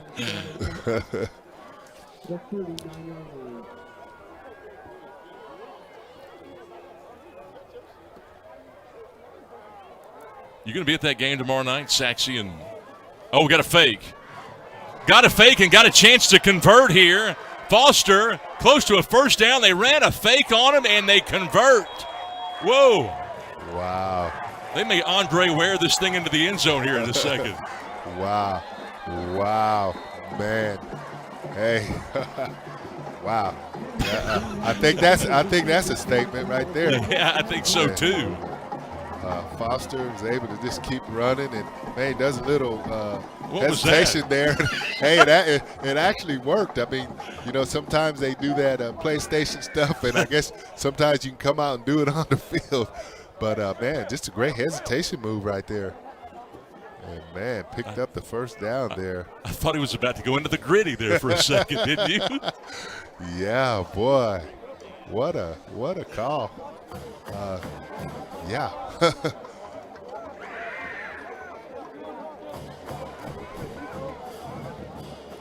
Elizer's acting as if there's another flag down. There is at the 16-yard line. There's another flag down. After the play, dead ball, unsportsmanlike conduct, number 52 of the offense. Dead ball, unsportsmanlike conduct, 23 of the offense. Both penalties have been forced. Fourth down. Hey, if you're keeping up, that's double-digit unsportsmanlike foul calls at 11 in the second half, Roman. Wow. I tell you what, probably want to try to clean that up, I think, as far as that's quite a bit. I predicted victory formation to end. I think we're going to see the victory formation. It'd be really good to just end this thing and take it to the house, don't you think, Roman, at this point? Yeah, I think we're at that point now. Yeah. Just, just take the victory and get on out of here.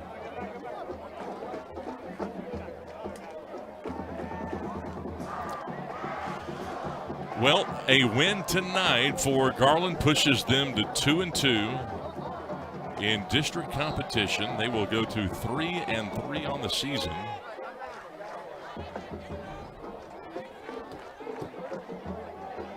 Yeah, just just a great effort on Garland's part. I'm sure some people maybe thought some other things might have happened tonight, and Garland showed up and said, nope, that's not going to happen. We're going to come in and get ourselves back in this thing, and that's exactly what they're doing.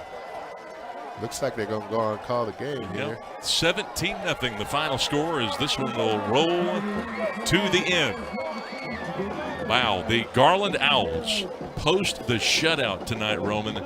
They came out, set the tone defensively. They forced the turnover in the red zone, and they did not look back.